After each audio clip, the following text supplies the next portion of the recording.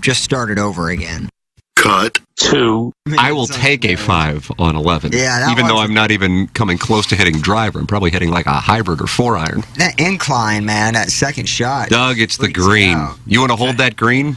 You want to two-putt that green, Jack? Okay. Have fun. 11's the hardest on the course. Number 11. In terms of... We're talking about number 11. Yeah. Okay. Where's Normandy? 11, Doug, yeah. And for somebody that cuts the ball like me, you don't have a lot of room out Let's there. pull up Iggy's tee shot. Do you think everyone listening to us now lives at Normandy Golf Course and knows exactly or has any idea what you guys are talking about? On one, you need to get it dead center fairway. Yep. That's the key on one. That's so much different than all the other courses. The lack of self-awareness in here is driving me nuts.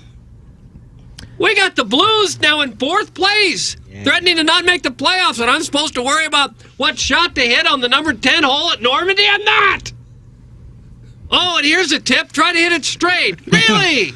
Thank God for this kind of advice. Cut. 3. Well, I hope somebody heckled the hell out of Tiffany Haddish's next show at the White Castle. She's performing at White Castle. You don't like her, do you? The Hollywood Reporter listed Tiffany Haddish among the 100 most powerful people in entertainment in both 2018 and 2019.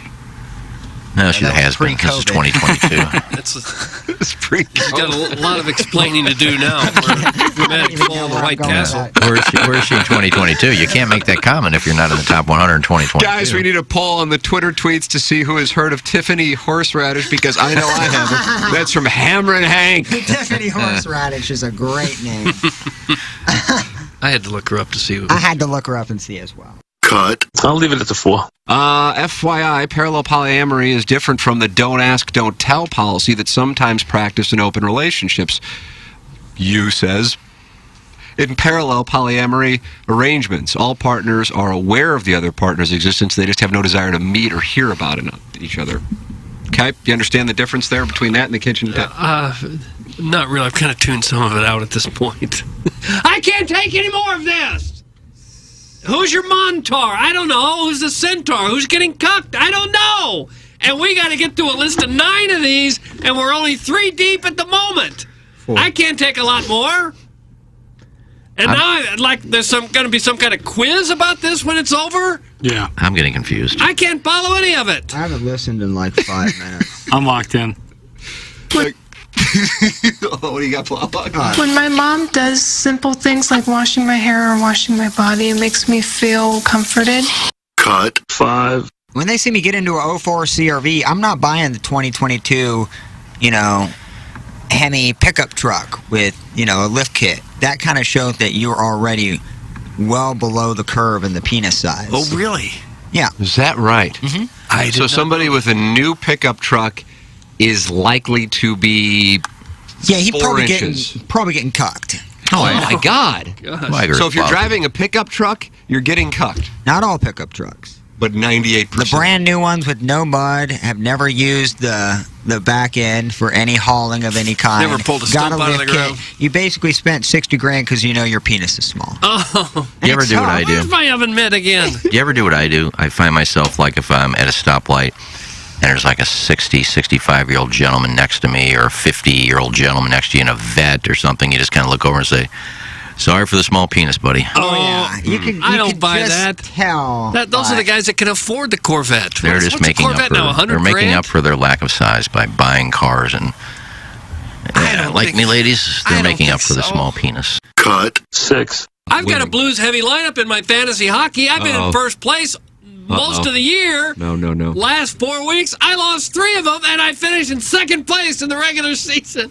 I was in first almost all year, and the Blues go on a scoring drought. They can't score anything. Right. My fantasy hockey team has been knocked out of the lead, and I'm tired of that. But you're having fun, at least.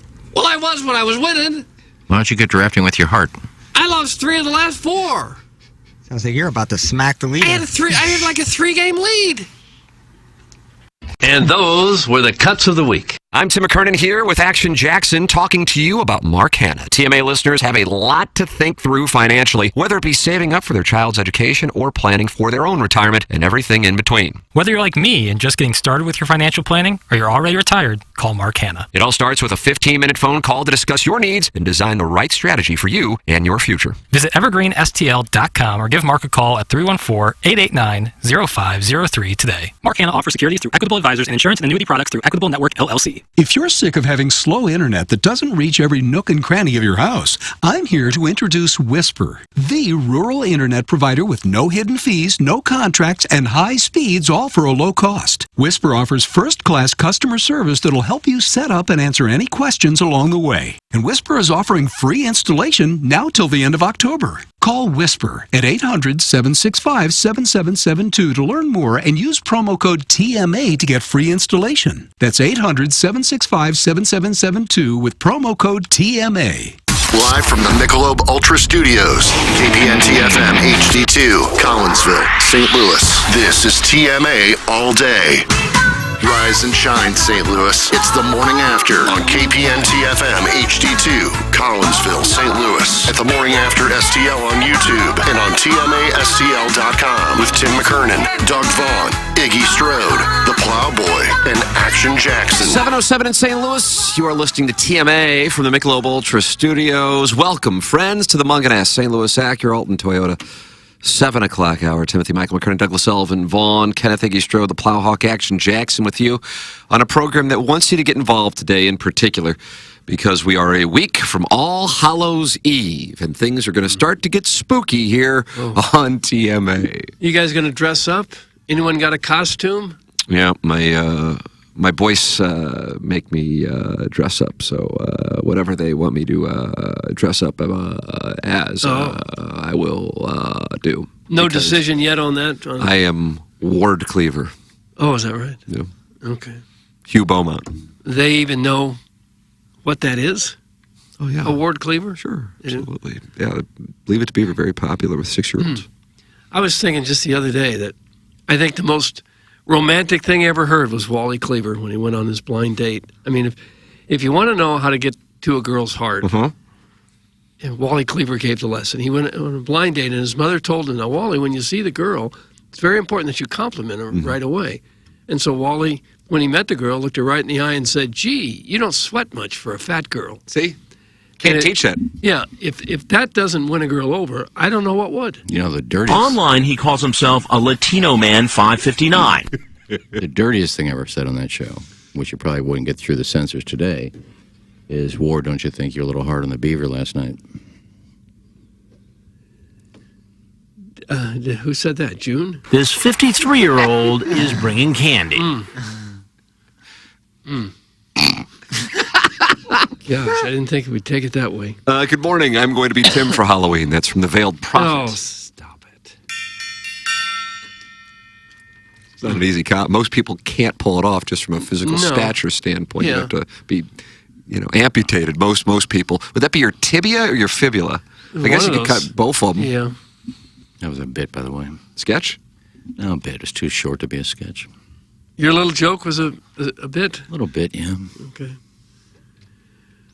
Well, all right, that's how it starts. I guess. Yeah, but it starts strong. 314-881-TMA5. They're coming in.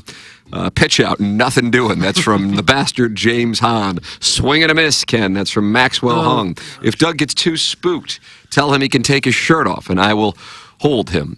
That's from Wedding Tackle. You can submit thoughts like that, courtesy of the EDF Group text inbox. Call in, though. Let's really focus on the phone lines today. Do we is the board? It's loaded up. It is. Isn't it? That phone could be off, and I would, for a week, right, I wouldn't you can't see. I wouldn't even know. No.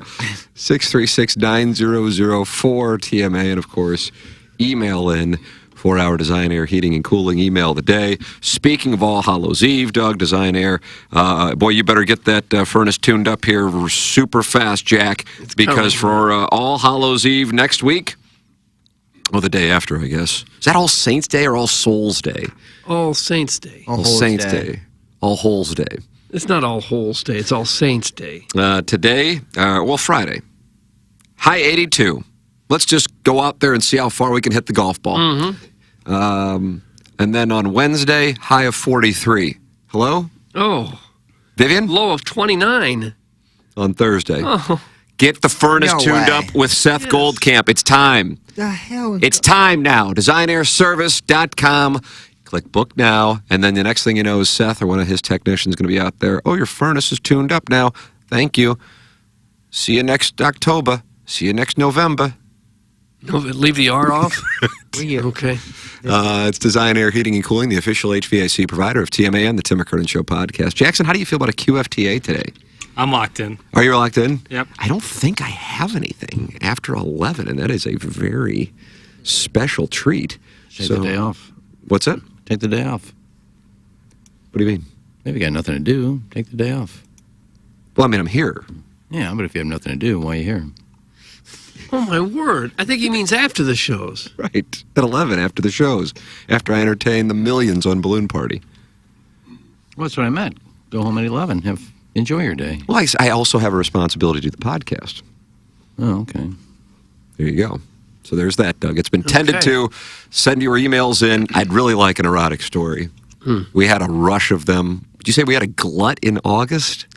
I enjoyed the Tales from the Club. I wish we That could was bring that caller back. Luke? Yeah. Flew too close to the sun. Yeah, he did. I'd like to bring that back. Yeah, he got cucked by a member of the Blues Defense Corps. If I'm not mistaken. Yeah, that was a bad beat for him. Shared that story. Then he started talking about girls he was banging, but then his girlfriend heard him talking about it on the show. Well, other people have Tales from the Club. It's not just him. He's not the only one on the nightclub Share circuit. yours. TMCKERNAN at InsideSTL.com. I mean, anything and everything is welcome, and I'm still offering $150 to somebody who can piss me off. Really? It's that hard? Or you just Well, don't care anymore? That's what it was. I'm approaching your state of Nirvana. Yeah. Go. Okay. But the issue is, I think one guy keeps trying to do it, but he keeps doing it from a burner account. Got to use your real account. So you can come after him? No. But that's the whole point. You can't Venmo. Well, there's fake account. that's a fine observation, Iggy. You're exactly right. So yeah, see, let's do it today. And you want people to insult you? I don't know. What I'm trying to find out is, like, when is the last time something on this program made you angry? Made me angry? Well, I don't think ever. That's my point. Oh. You're pissing me off right now. Oh, no. Doug Vaughn, Nirvana. That's I'm trying to see if I've achieved it. I don't know. So that's why, but I can't, and I'm offering $150. It's like on Wide Berth Wednesdays when I offer the people on Balloon Party $30 to send in a topic that makes my synapses fire, and that happens on Wide Berth Wednesdays. Wide berths, yeah. And also Thoroughfare Thursdays. Nailed it. Nobody has yet been able to place a cockleburr in your saddle. I know, and I want it. Like, You want it. want to be angry? I want to see if I can be angry. Oh. That's what I'm saying. TMCKERNAN at InsideSTL.com. Or the app. Well, they can't insult your family or something like that. Yeah, I mean, that's happened before. You just kind of go. Yeah. So I don't know. Jeez. Nobody dislikes you. No. I think we all know that's not the case. But I'm saying, Doug Vaughn, Nirvana. How does one achieve it? Doug, how does one achieve? Why don't you tell the listeners? You just kind of get old and numb to everything. You feel like you've kind of seen and heard pretty much everything you're going to see and hear. I had lunch with one of our wonderful clients yesterday. You know who his name was? I'll tell you. It was Tim Initials? Burkhardt. Oh. Sorry, I blew the game, didn't I? I talked to Tim, too. Oh, I didn't talk to him. I texted him. And he got right back to me. It's about donating some booze for a Gobble Bowl. Who is? Tim Burkhardt. Nice bottle of Milagro tequila, probably. Some other things. Okay. Good man. There you go. William Grant & Sons. Milagro Tequila. Buyer. And so we were having lunch yesterday with the delightful Patrick Keeley downstairs. And then Kelly Hanna, our general sales manager, came down. We were just talking it over. And I said, here's the thing. I think the show in years from now, because rarely in the moment is it acknowledged that it may be at Doug, would you call it its zenith? You like that term? It's zenith? Well, I don't know. But I've seen the eras. I've seen it all. I've had them all. I've banged them all, and I've seen them all. Oh. All right? And I would say this may be the best it's been. But in the moment, you can't say that. You always got to talk about how it was better in the good old days. But that's fine. I've been around. I've seen the game. But I said, here's the deal. And I said, it's because all these different personalities, with all the diversity of being 20-something white men, 30-something white men, 40-something white men, and 60-something white men. That is diverse. And so you have a bunch of different life experiences. But I said, the thing about everybody's got their own little thing. I said, here's the thing about that Jackson. Let me tell you about that Jackson. He's 25 and he's already starting to achieve like step 2 of Doug Von Nirvana. Makes him very dangerous. Oh, really? Yeah. And I think he has a lot to say thank you to his friends from Balloon Party for achieving that, because he knows he can open up that laptop at any moment and experience seething hatred. But if at 25 you can kind of go, hillbillies, what are you going to do? It's comforting. Well, pressure makes diamonds. Pressure makes diamonds. Yes, Think about it that. does. This show is just that. It's just a show. And you do it for 3 hours, and you try to get a laugh or two, and then you go home. Whoa. I don't know why it's... I'm fortunate enough not to have to be involved in the business side of it, where it's, it's real important stuff. So in my case anyway, it's just a show where you go and you have fun and not worry much about what's said about you or to you or what kind of hate you get. Who cares? Just a show. That kind of sums up Doug Von Nirvana. Yeah. There it is. See if you can achieve it. Doug Von Nirvana. It's a T-shirt waiting to happen. 314-881-TMA5. That's how you can text and call in 636-900-4TMA. Hey, Tim, do you really not get upset, or are you like Ken where everything bothers him, but he just keeps saying it don't bother me?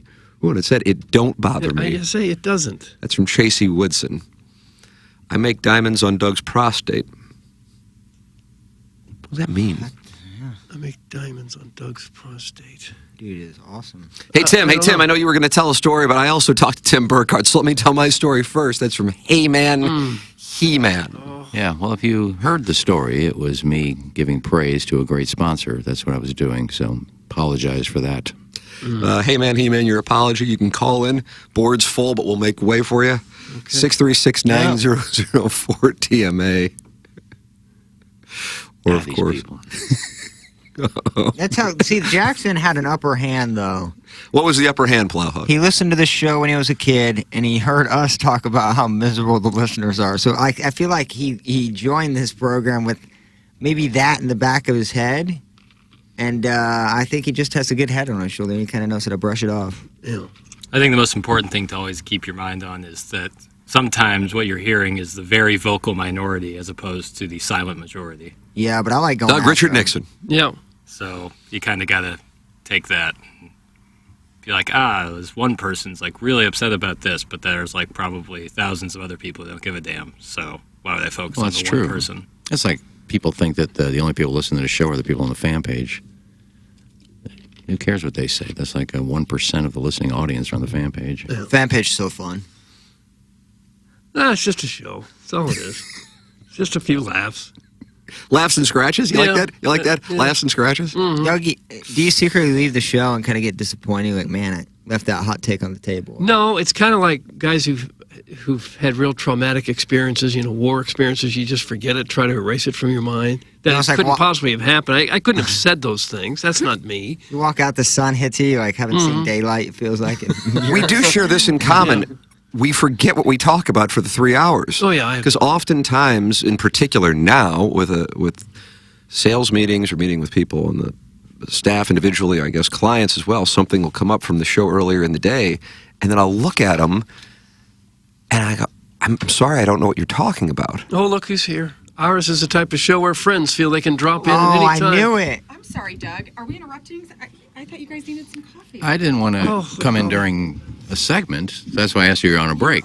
Wait, did you bring like the one that pumped like? Yeah, pump it up. What's the deal with the coffee? There's some suspicion about this coffee today, just for the record, Lauren. No, there's no coffee in the break room, and I know Riz always makes a pot to bring into the studio. Can we address, while you guys are in here, can we address P-Gate?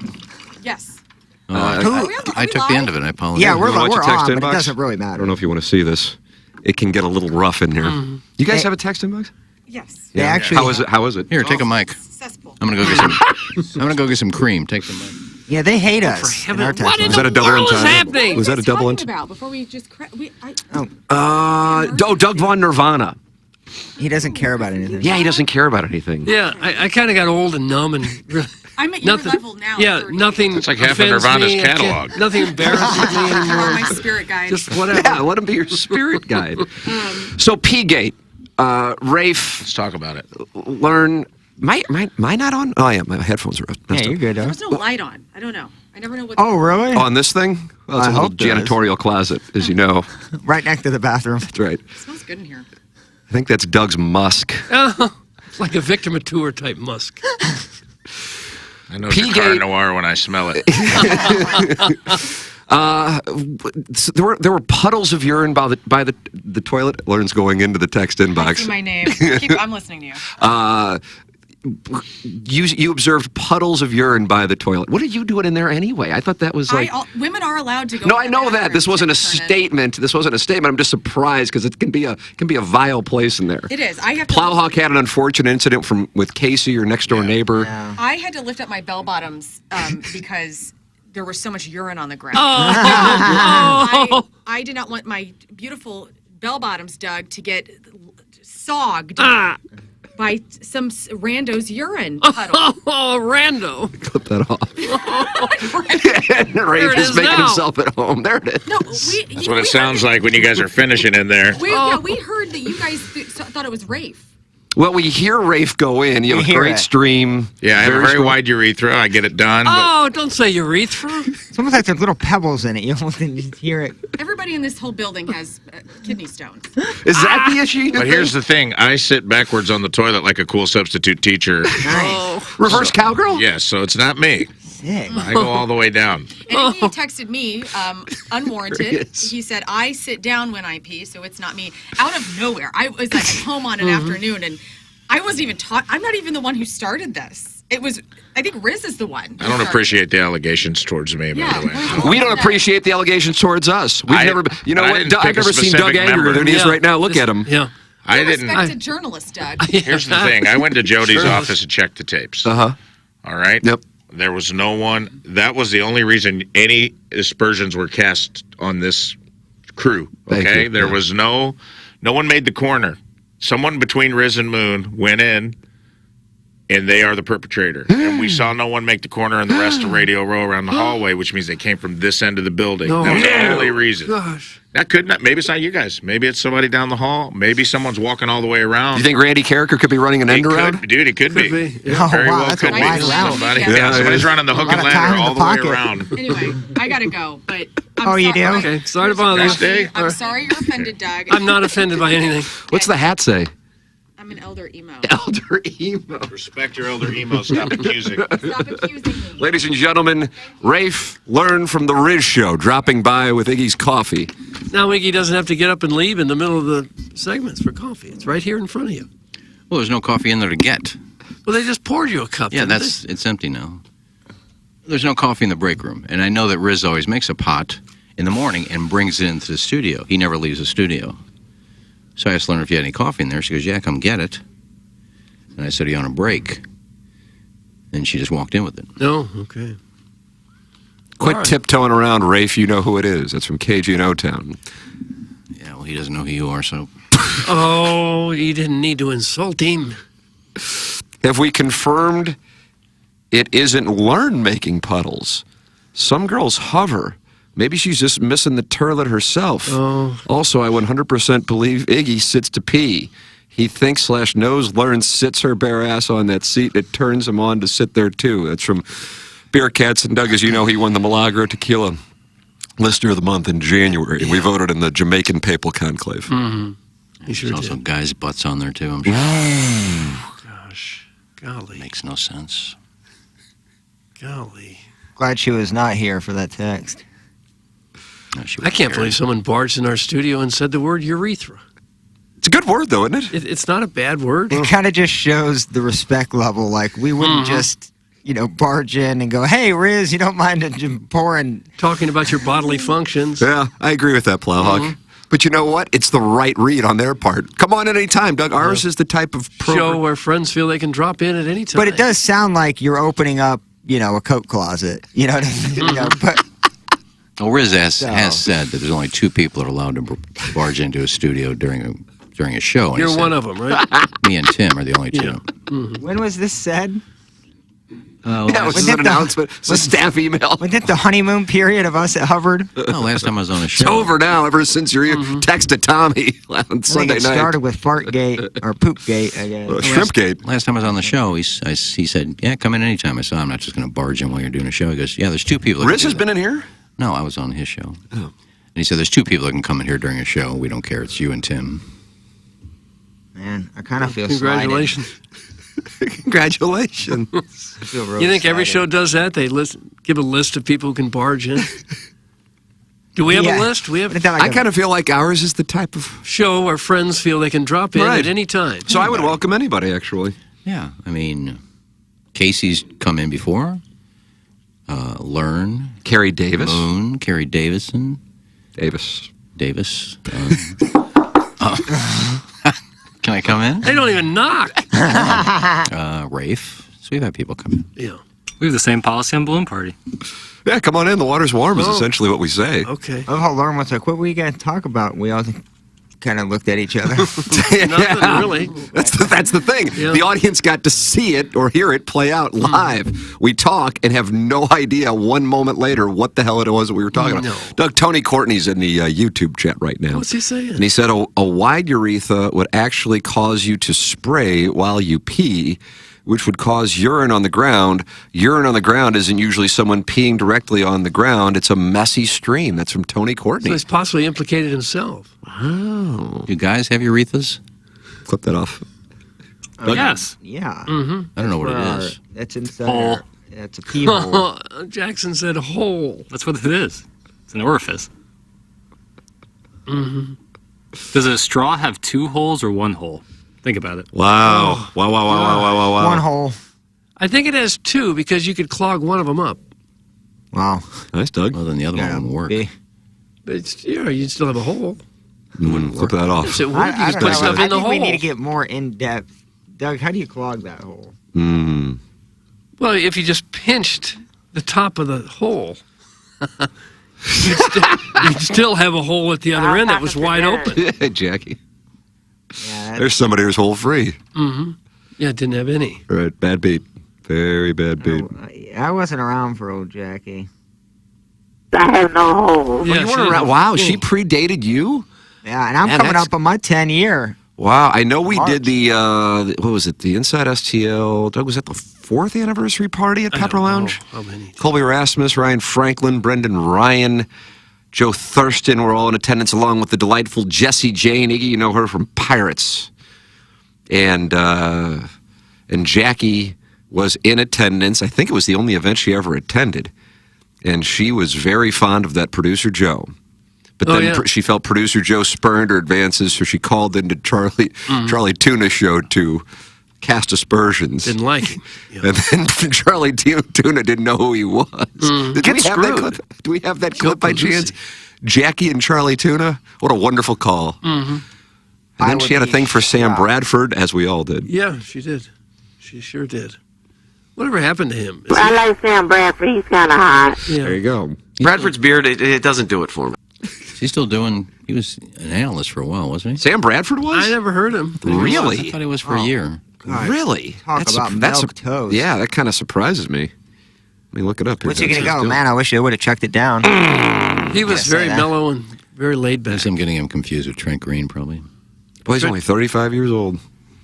And made like $150 million. And their career been done for like 5 years. Yeah, I don't think he did any. Who's a bigger bust, him or Ryan Leaf? Ryan Leaf. Ryan At Leaf, least Bradford has a trophy. Bradford was the NFC Rookie of the Year. Yeah. And played well with the Vikings. Didn't he have a stint that he was? Well, is subjective. Did you know he's a big fan of the Canucks? No. He's a scratch golfer. Of course he is.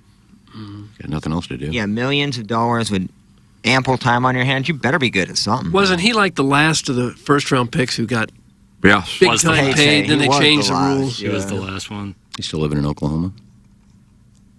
It doesn't say. I want to see if he was an analyst because that would really surprise me. I would be shocked. Old Sammy Bradford. Yeah. Trent Green is a very good analyst. I like trying. Kurt Warner's outstanding.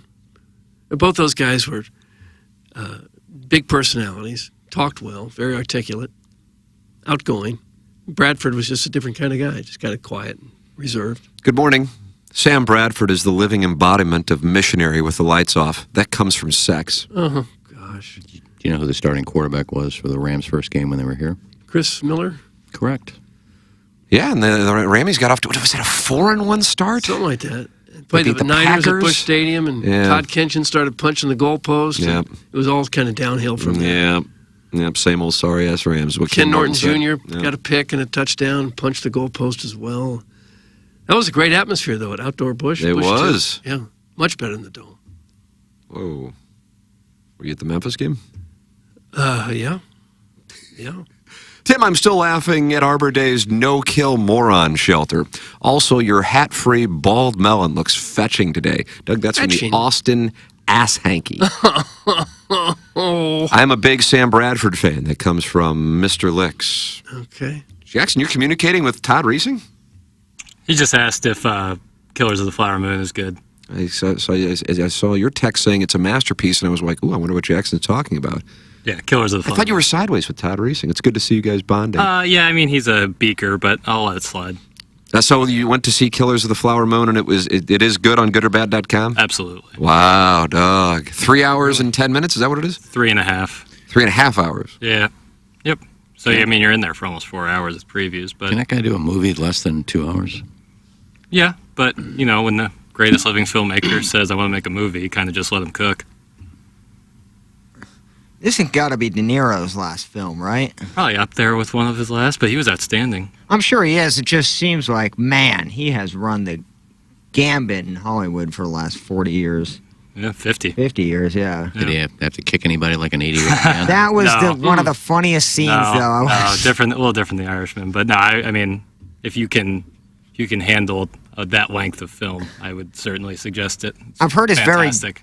very dark. See, my boy, Extremely. my girl Jane Pauley, I watch Sunday morning. Yeah, you're a big fan of Jane Pauley's. Every I know morning, that. and they had a nice expose about the film and about the Native American actress who Lily Gladstone. She is fantastic on the interview, and they talk about how kind of dark, because it is obviously based on true events and horrific action. So I was curious to see how dark it was and kind of depressing, because I'm sure it does have a lot of those parts to it. I heard little cinema babies were annoyed because they go to see Killers of the Flower Moon and they can hear the Taylor Swift movie blaring next door. That's from Mr. Licks. I was in an IMAX theater, so all I could hear was the movie. Wait, there's a Taylor Swift movie? Oh, yeah, the Eras. I mean, you ought to go, Plowhawk. Like a crazy amount of money. Jackson, who'd you go to see the picture with? Do you like that picture? I don't. Private Citizen Pete. I don't like Private Citizen film. Pete? I don't like. Who'd you go see the film with? Who'd you go see the B-roll with? No, not B-roll. Private Citizen Pete at the Picture House. See, Like that. Oh God, you As two a- made a cute couple there going to see Taylor Swift together. We didn't see Taylor Swift. Yeah, I probably did. I could see that. Mm-hmm. As a high school and middle school kid, though, I think the best part about going on movie dates was long movies. You have that opportunity to, hold hands. And Maybe some heavy petting. maybe some heavy petting. And that first half hour, you're nervous, so you're watching a movie and you're not. That first half hour, you're kind of just talking yourself into moving that hand 6 inches over to her hand. Bill. I remember Lord of the Rings. I'm like, oh, this movie's like all day. It's like 2.5 hours. And as you a like kid, that. it's great. It's kind of a movie is kind of a bad first date though, because It wasn't you don't get to talk. But it's also, as a kid, 12, 13 years old, Yeah, that's about all you got. conversation wasn't like, you already knew the person for the last 7 or 8 years. You had dates when you were 12 years old? Football so hard. I mean, just movie dates. I mean, Yeah, I had the same thing. yeah, it's not like my parents would drop me off and they'd pick me up. That situation. You want to know something new about me? Clip that off. Dying to know. Need to be a bumper sticker for sure. I've never taken a girl to a movie. Really? Unbelievable. How? Never. There's so many good snacks. No, I just never went to a lot of movies, and I never took a date to a movie. I take that back. I went Too expensive? I took one to a drive-in. Well, that counts. So, yeah, okay. You go to that drive-in right across from Crestwood Mall? 66 parking we usually go to. Is that Belleville? No. No, that's the one in Belleville's still around. Oh, is that right? Is that the Bel Air? Is that what that is? So I apologize. Never been into a movie theater with a date. Okay. Did Pale and PC Pete play the popcorn game in the theater? # yep. No. I don't eat popcorn. I only caught the first hour yesterday. Did Jackson discuss his game day attire with the tall, attractive lady he was with at the South Carolina game? He looked like he rolled out of bed with an old Jason Tatum basketball camp shirt and some knockoff Lululemon pants. Oh, no. Herb was with him and drank a bottle of Maker's Mark. Loved seeing that little pale boy, still trying to figure out who the lady with him was. It's from the Orson Woods Wacko. Did you wear a Jason Tatum jersey to the Mizzou game? No, I wore a Mizzou t-shirt and a pair of Muggsy pants. And, Lululemon knockoffs. they're pants. Orson Woods Wacko loves criticizing what they wear. I He's saw a great picture- guy. I love I hanging saw out a with picture him. of you with some guy. Who was that? It was Marsh. Oh, that's right, Marshy Marsh. Some guy. Boy, shots taken at 101. I'm three. No, I I'm did- 3-betting bit. I couldn't remember who it was. I just remember Anybody's seeing. interested? I remember seeing you with a picture with a dude. I can't remember who it was. It was Marshy Marsh. Now I remember. Yeah. I don't really like taking pictures with Marshy Marsh because he looks about 1,000 times better than me. So it's like kind of putting me out on blast. But it was cool. But no, I did not wear a Jason Tatum basketball camp. Who was this tall drink of water the Orson Woods Wacko saw you with in Columbia for homecoming? It was actually Herb's ex-girlfriend. Oh, man! no. Damn! You cucked him? Cucking him? Damn, you shade No, city, Herb dog. was with me. We're all friends. Wow. MMF? No. You shade city, dog. Nice job, Doug. Thank you. No cock. Just for everyone hanging out, friends. Well, afterwards, you Seems suspicious. Yeah. It can be suspicious, but I'm telling you the truth. A boob job. Hey, Marshy. I hate that on this show you're just out with friends and you got to go. Let me preface by saying there was no cuck. Like, can you imagine at any other work event having to explain to your coworker that was not a cuck situation I was in? It was just dinner and drinks. So you took his girlfriend away from him? and No, Took her to the game while you were with him? No. So Herb was hanging out with his ex? Yeah, they're close. They're all good. Herb's got a new girlfriend. All is good. Was the new girlfriend there? No, she doesn't live here. Oh, where the hell does she live? I feel like I'm getting close to doxing. She lives on the West Coast. How do you have a girlfriend on the West Coast if you live here? You meet during summer internships. Phone sex? No.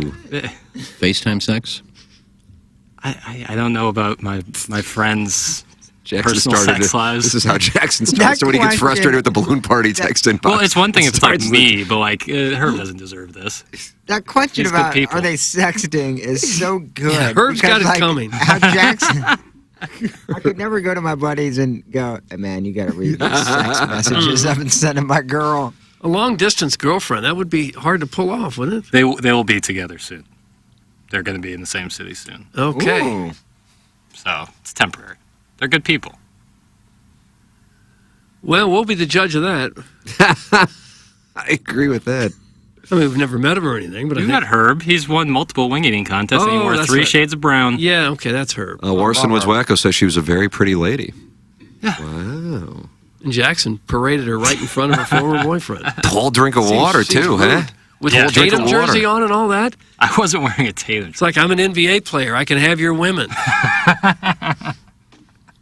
Not the case. That's what I got from it. No, it was just a Nike Mizzou T-shirt. I used to wear polos to the games when I was in school, but I'll just wear a T-shirt from going forward. Be comfortable.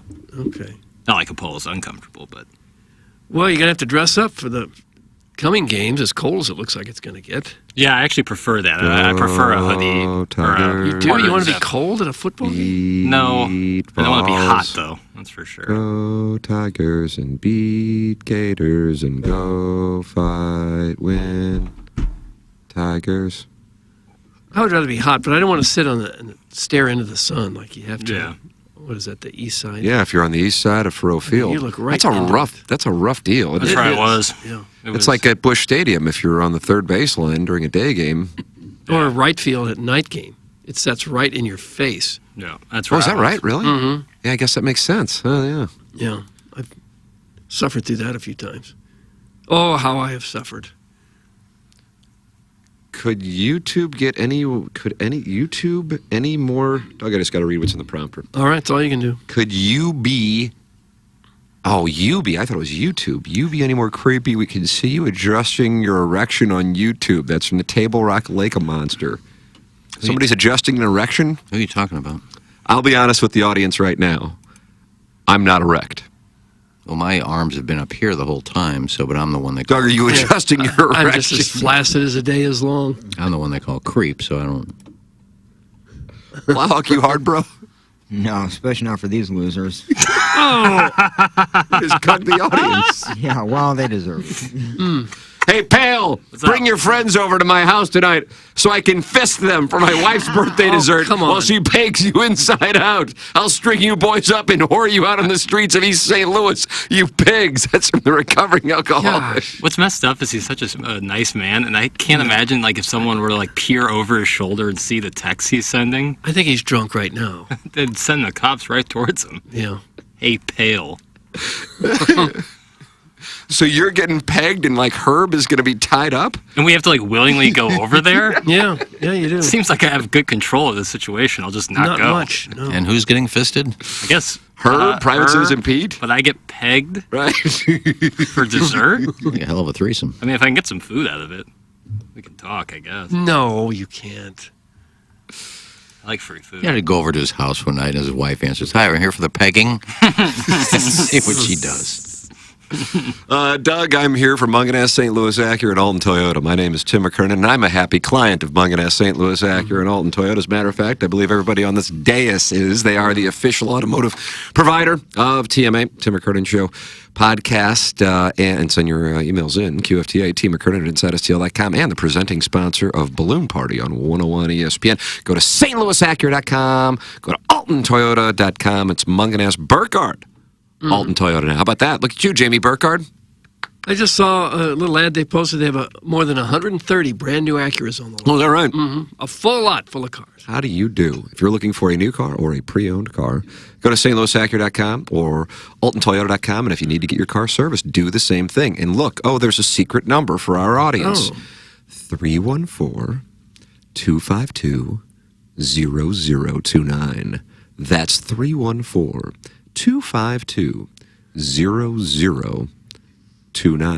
It's Munganess, St. Louis Acura, Alton Toyota, sponsor of the 7 o'clock hour. Jackson, tell the people about Mark Hanna of Evergreen Wealth Strategies. Mark Hanna of Evergreen Wealth Strategies. Yes. I describe him as a world-class financial advisor, but more so than that, a world-class human. And that's what you want, right? I agree. Don't you want he someone... really is. It's like Gandhi or something. He's an A-plus person. Yeah. He's one of my favorite people I have gotten to know via this program. Absolutely. He is world-class. He's always in your corner. And if you need advice, if you have a plan and things change and you work a plan with Mark Hanna, he makes you a custom plan adjusted for you. He learns about you and then makes a plan for you. But let's say you have to make an adjustment down the road. Do it. Things get scary. There's a bunch of variables in life. You might want to start saving for something different. Like you have a child. You want to start saving up for their children's college fund. You get on the phone with Mark Hanna. He gives you sage advice, and he conveys it in such a way. It's incredible. I love working with Mark Hanna. I love getting on the phone with Mark Hanna, and that's exactly what you want of a financial advisor. That's why I work with Mark Hanna. That's why you should work with Mark Hanna. Well, go to evergreenstl.com, and you can do it, or call 314-889-0503. I sought his advice last week, Doug. Mm-hmm. And then he guided me like a life Sherpa with a wonderful email. He couldn't be kinder. He's first class. Everybody needs a financial advisor.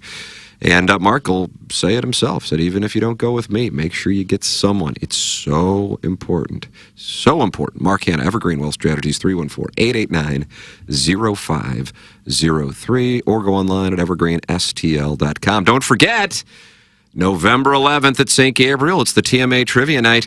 And for $45 per person, you get all your Salt and Smoke and all your AB products all night long. Doors open at 6:30. Trivia gets underway at 7 p.m.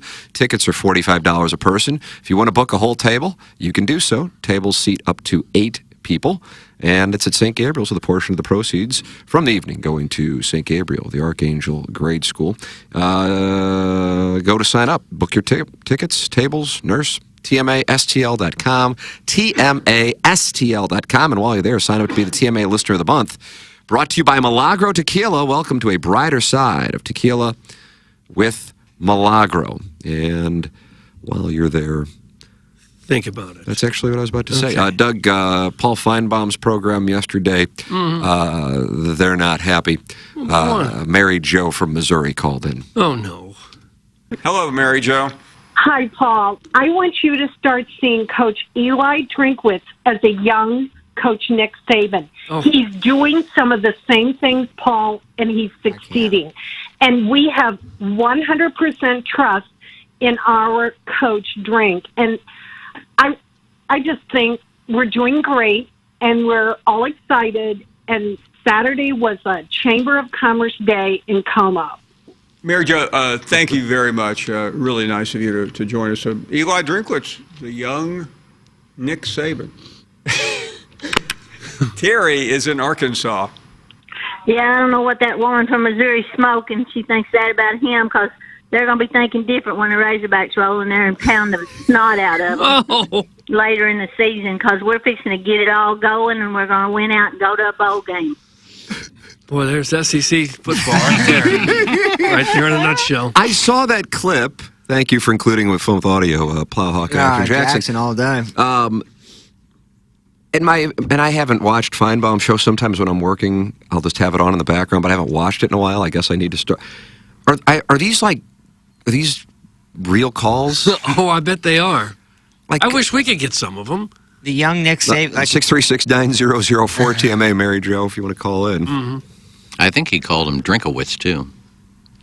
I think Finebaum said Drinkowitz. Doug, you want to hear? She said, our Coach Drink. She did, but I think 100%. Finebaum said Drinkowitz. Is that right? I think that's what I heard. Wait till they Doug, you come wanna hear? on down here in Plowhawk, Arkansas. Mary Jo, thank you very much. Really nice of you to join us. Eli Drinkwitz, the young Drinkwitz. Nick Saban. Kind of a foreigner. I love that laugh. He's snickered. He's like, I can't even get through this segment. And again, I put respect on Drink's name, but come on. If these were live callers, wouldn't there be more people like trolling him? That's kind of what I think. So you agree with me that they may not be real? Well, I would think like anytime you take a live call in, as we've seen with Francesa or Mad Dog or whoever, you're gonna get goofballs in there just looking to troll. And So do they do like the mic drop thing on that show? But then how would Terry, our friend from Arkansas, have such a live reaction to Mary Jo's call? Because she's also She was on hold. But she's also part of the deal. Okay, well now. And listen, I don't know that. I'm just like this stuff can't be real. Like, let me put it this way. I know, what's the guy, Al from Dadeville, right? Mm-hmm. That was Harvey Updike, the one who poisoned the tree at Toomer's Corner in Auburn, right? Am I correct on all of this? Yes. Does anybody see my nurse? But he called in the Finebaum show as Alan Dadeville. So maybe there are some real callers, but I mean, Finebaum himself acknowledges the stars of the show are his callers. And so it would strike me as being logical that there may have some... Like, there's no way, like, a lady, like, in her 50s or 60s from Missouri is calling in and saying that Eli Drinkwitz is a young Nick Saban. You know what I mean? How is that even possible? Like, it's just a way to get... You see what I'm saying? Like, just having done this. I could be wrong. I don't know. I don't know. But I honestly have grown to love Paul Finebaum. Oh, I find it entertaining. I'm talking about...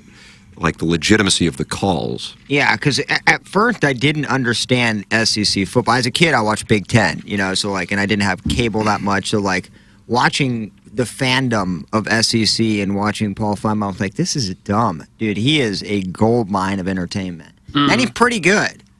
I actually like him. He's not yelling. He's not over the top. He's sarcastic and funny. Yet, he can have serious interviews. I think he's a lot better than people think. He's just not rowdy enough for, a base. Well, he's a pretty big-time guy. Oh, yeah. He's huge. He doesn't strike me as the kind of guy that would fake radio calls. I don't see it either. But I'm with him 100%. This Mary Jo, like, what is she, working at Barnes Jewish and kind of on her lunch break and calling into, like, I just don't, how do these people exist? This could be from Tiger Board. Well, there's enough. Yeah, I don't know if they're Mary Jo's. Yeah, on I mean, Tiger listen, Woods. all it takes is one. All it takes is one. There's enough Hoosierdom south of the Mason-Dixon line. You may not have to fake it at all. Yeah, like Terry's optimism after Arkansas scored 3 points on Saturday. Think they're going to turn it around? Absolutely. And don't they still have to play like some legitimate operations? Dude, their schedule is brutal. You know who's got the most brutal schedule? Florida. Holy crap. Yeah. Florida still have to come to Columbia. They have Georgia this weekend. They finish with Florida State, and they got LSU. Holy crap. What a fun operation that is. That's insane. They've had a brutal schedule. Well, then they play Georgia this week, and right? Or Right, that's what I'm saying. They have Georgia this week. They started cocktail party at Utah. Yeah. Oh! And see, I was gonna ask. I'm glad I looked at Florida's schedule before. Because Gabe said, and you were talking about it with him, that it's better if Georgia wins that game than loses. And nobody else kind of brought it up. Georgia beating Florida. Oh, yeah, I think so. But if Florida wins, I thought it would be nice to have Missouri beat 2 ranked teams. So obviously, Florida would be 7-2. But I didn't see that they played another game after that, which is a ranked opponent. My as thought process is, and listen, it's not foolproof by any means. I just think for a team like Georgia, in the midst of a Florida, Missouri, Ole Miss, Tennessee run, and then they finish with Georgia Tech, which probably won't mean all that much unless Mario Cristobal's there, is that they will have a better chance of not looking at Missouri as seriously if they were to win comfortably against Florida. That's the thought process. When I saw LSU lose to Ole Miss, I'm like, that isn't good. That's a bad situation right there. I just didn't know. But hey, you know, it's a perfect set of circumstances if you really get up for a game and then you have a game against a weaker opponent the next week. And I'm not talking about Missouri being weaker than Florida. I'm just saying, look what happened with this past weekend with Washington and Arizona State. And there was another obvious one. Oh, North Carolina, Miami. I mean, North Carolina losing to Virginia. Holy crap. That you might not see a worse loss for a team. And by the way, just as a aside, Missouri's plus 30,000 to win the national championship on Bovada. If anybody wants to throw $100 on that, so when the Tigers win it in Houston, Doug, you'll get $30,000 on that $100. That'd be nice.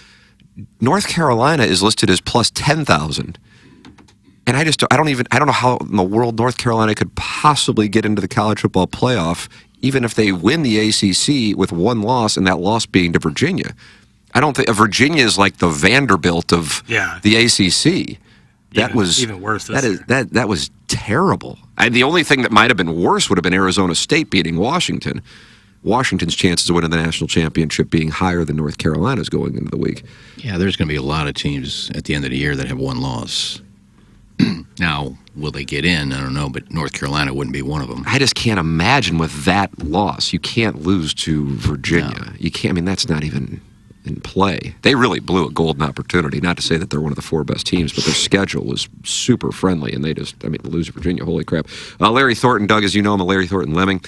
They likely won't need it, but in the case Mizzou makes it close in 2 weeks, do you think the SEC gets worried a one-loss champion could miss the playoff, and maybe they pull an Allen Fieldhouse ref job?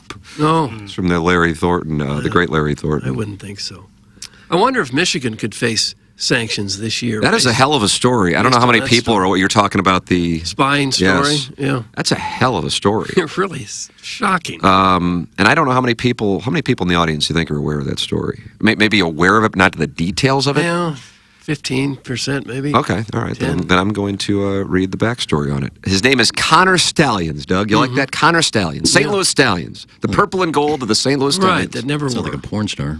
Connor Stallions, the suspended Michigan staffer at the center of the NCAA sign-stealing probe, purchased tickets in his own name for more than 30 games over the past 3 years at 11 different Big Ten schools. Sources at 11 different league schools. Coincidences. ESPN. The scope of the Michigan alleged sign-stealing operation includes both video evidence of electronics prohibited by the NCAA to steal signs and a significant paper trail, sources told ESPN.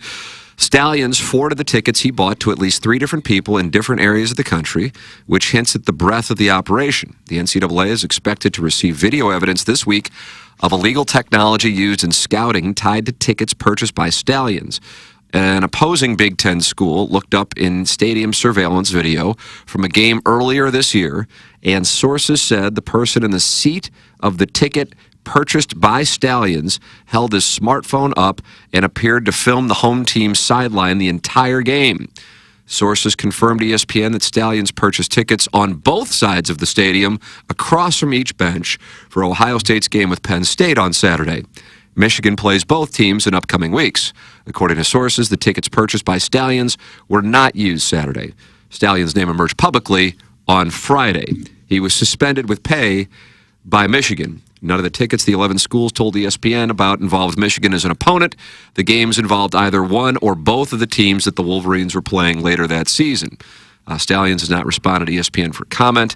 Michigan on Monday reiterated that it's unable to comment further due to the ongoing investigation. But yes, this is...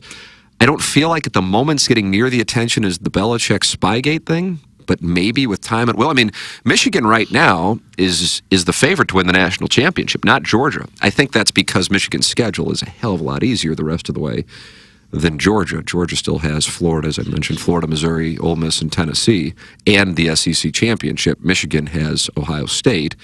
And, you know, once you get past Michigan, Ohio State, and Penn State, the Big Ten drops off substantially.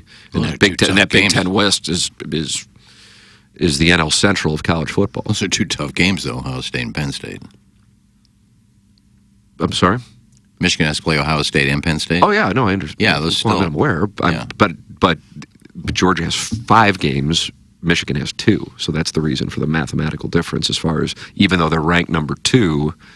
They have 2 tough games. Georgia theoretically has 5. So I believe, anyway, that's the reason. Point being, this is, you know, if you're an Ohio State fan or, you know, Penn State fan, I'd be furious. I mean, Rams fans locally were furious about Spygate. Yeah.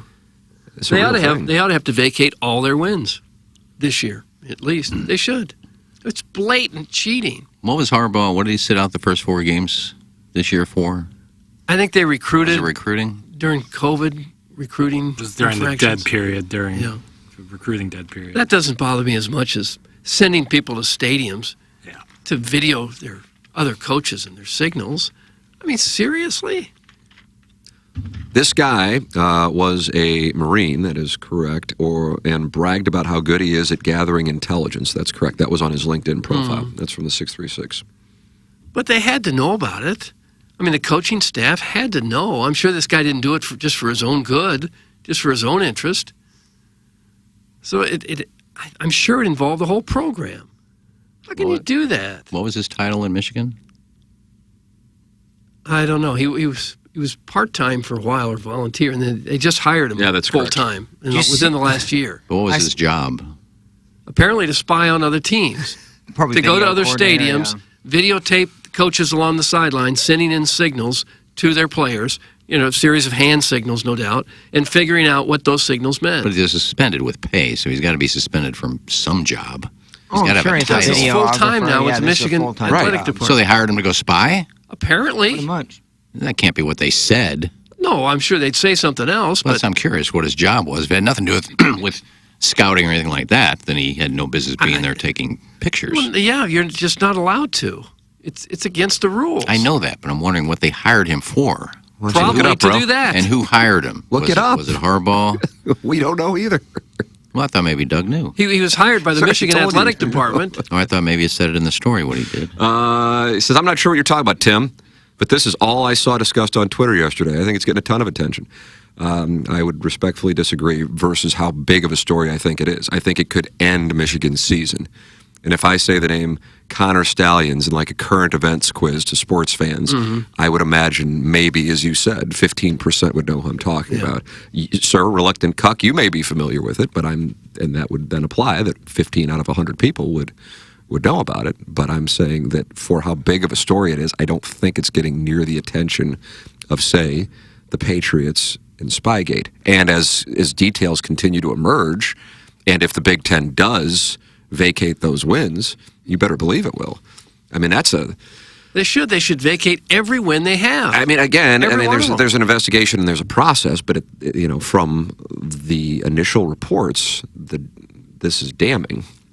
Is it as To bad the as the least. Astros cheating? Did you see the I still Venmo? can't believe they did that. And I'm glad they lost last night still. I'm not over that yet. Did you see the Venmo transaction from the guy? I forgot which Alan story. Daville just texted me about it. Okay, I didn't even. What's that? I don't have the text line open. It's the guy, the Michigan guy the video guy who they were sending on the stadiums. They located his Venmo account, and there's a bunch of people sending him money for T-shirts, and I mean a lot of Venmos for T-shirts, a ton. So I don't know if that tied in. It's just a funny little side story to it all. It's a circus. It's what college football is now. It's an absolute circus. Well, it's the country in general. Everybody's willing to lie, cheat, and steal for more power and more money. Absolutely. I mean, there's just no That's been morality going on at for a while, all. though. But now, yeah. It's And in more what now. area of our country could you say, well, at least that's exempt from foul play and from cheating and stealing? And is there anything anymore? Cardinal fans. They're the last true sons on this earth. Maybe that's true. Doug, watch this. That's from Connor, the Stallions. You like that? I don't care for it. No.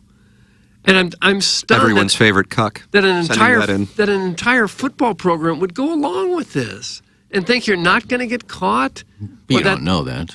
Well, somebody had to. He didn't do it on his own. Maybe he did. I'm sure he didn't. Then he Why goes- would Then he? he goes back to work and said, You sound like his lawyer now.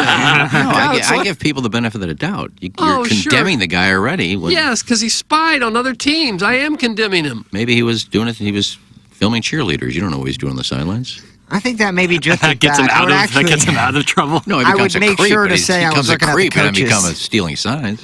He just was attracted to the cheerleaders of Michigan's upcoming opponent. Yeah, Just those are spent the only ones. $400 you like. on And he had a tickets. buddy fine. who was attracted to him as well, so he got tickets on All the over other side of the country. stadium. Yeah. I'm just playing devil's advocate. And they didn't shoot the cheerleaders. They shot the coaches giving in signs. $2,000 to just go watch. And using your cheerleaders. own name to buy the tickets is like, if you're gonna be dumb, at least be smart while being dumb. Well, most crooks are stupid. That's how they get caught. Well, just in his, I mean, in his defense, if I was walking in his shoes, I would be shocked if, like, I would ever have gotten caught. Because it's not egregious. Like, it's not oblivious. He's just going to games. He's buying tickets like every Joe Schmo. They sell 60,000 of them a week. And He works got, for the team. everybody's got a cell phone. Yeah, but, like, Jackson, after the fact, it's easy to put them together. But at the time, I would assume he's like, okay, I've been doing this for years. You know, you just Right. never know how But, long it's I mean- been. It just, you know, you feel bulletproof at the time Sure, because, yeah, sure. a whole university and a football program that has your back. I would. But if you have a pattern of buying tickets yourself when you work for the program on both sides of the sidelines. Oh, yeah, that yes. is It had to be around the 45-yard line. That'd be the that's- first there's thing I a thought real about. Yeah. paper trail. Isn't the most likely scenario is that he took these videos back, showed the Michigan coaches, they looked at the signs, then looked at the play that was run and tried to get the correlation between the two so that they could figure out what was going to be run against them. Isn't that probably what's happening here? But if that was the case, wouldn't they win national titles? Again, I don't know They're how long this is undefeated. going on. They've had, I mean, they look great, but they haven't really played anybody Hey, I wonder either. why they always look great. I just Well, would like to know that's how what long happens this when you is- start cheating, is then people doubt everything you've ever done. I disagree with it being even close to what the Astros did. I would say not even close. Why? It's electronic scout. It's electronic stealing of signs and then relaying them to your team. For one, baseball has a little bit more, I wouldn't say, I don't know, pride isn't the right word, but like integrity. And like what they did was absolutely just take a dump on 120 years of, dude, college football has been slimy and sneaky and paying players under the table pre-NIL. Like it just always feels like there's scandals and investigations and sanctions, and I wouldn't put it anywhere close to what the Astros did. Because the Astros also won a World Series for it as well. Well, and Michigan is ranked number 2 and undefeated. Correct, but now they're not stealing signs anymore moving forward, I would assume. No, so now we just wipe our hands and say, okay, just don't do it again. I'm not saying wipe your hands. I'm saying what kind of an advantage has it been? How long has it been going on? Could be a huge advantage. They're good every year. I think you're But you looking can't, at recently. You can't yes. trust them now. Once you've been exposed as a liar and a cheater, you can't trust Well, them. haven't they been in the playoff each of the last 2 seasons? They lost to Georgia, and then they lost to TCU.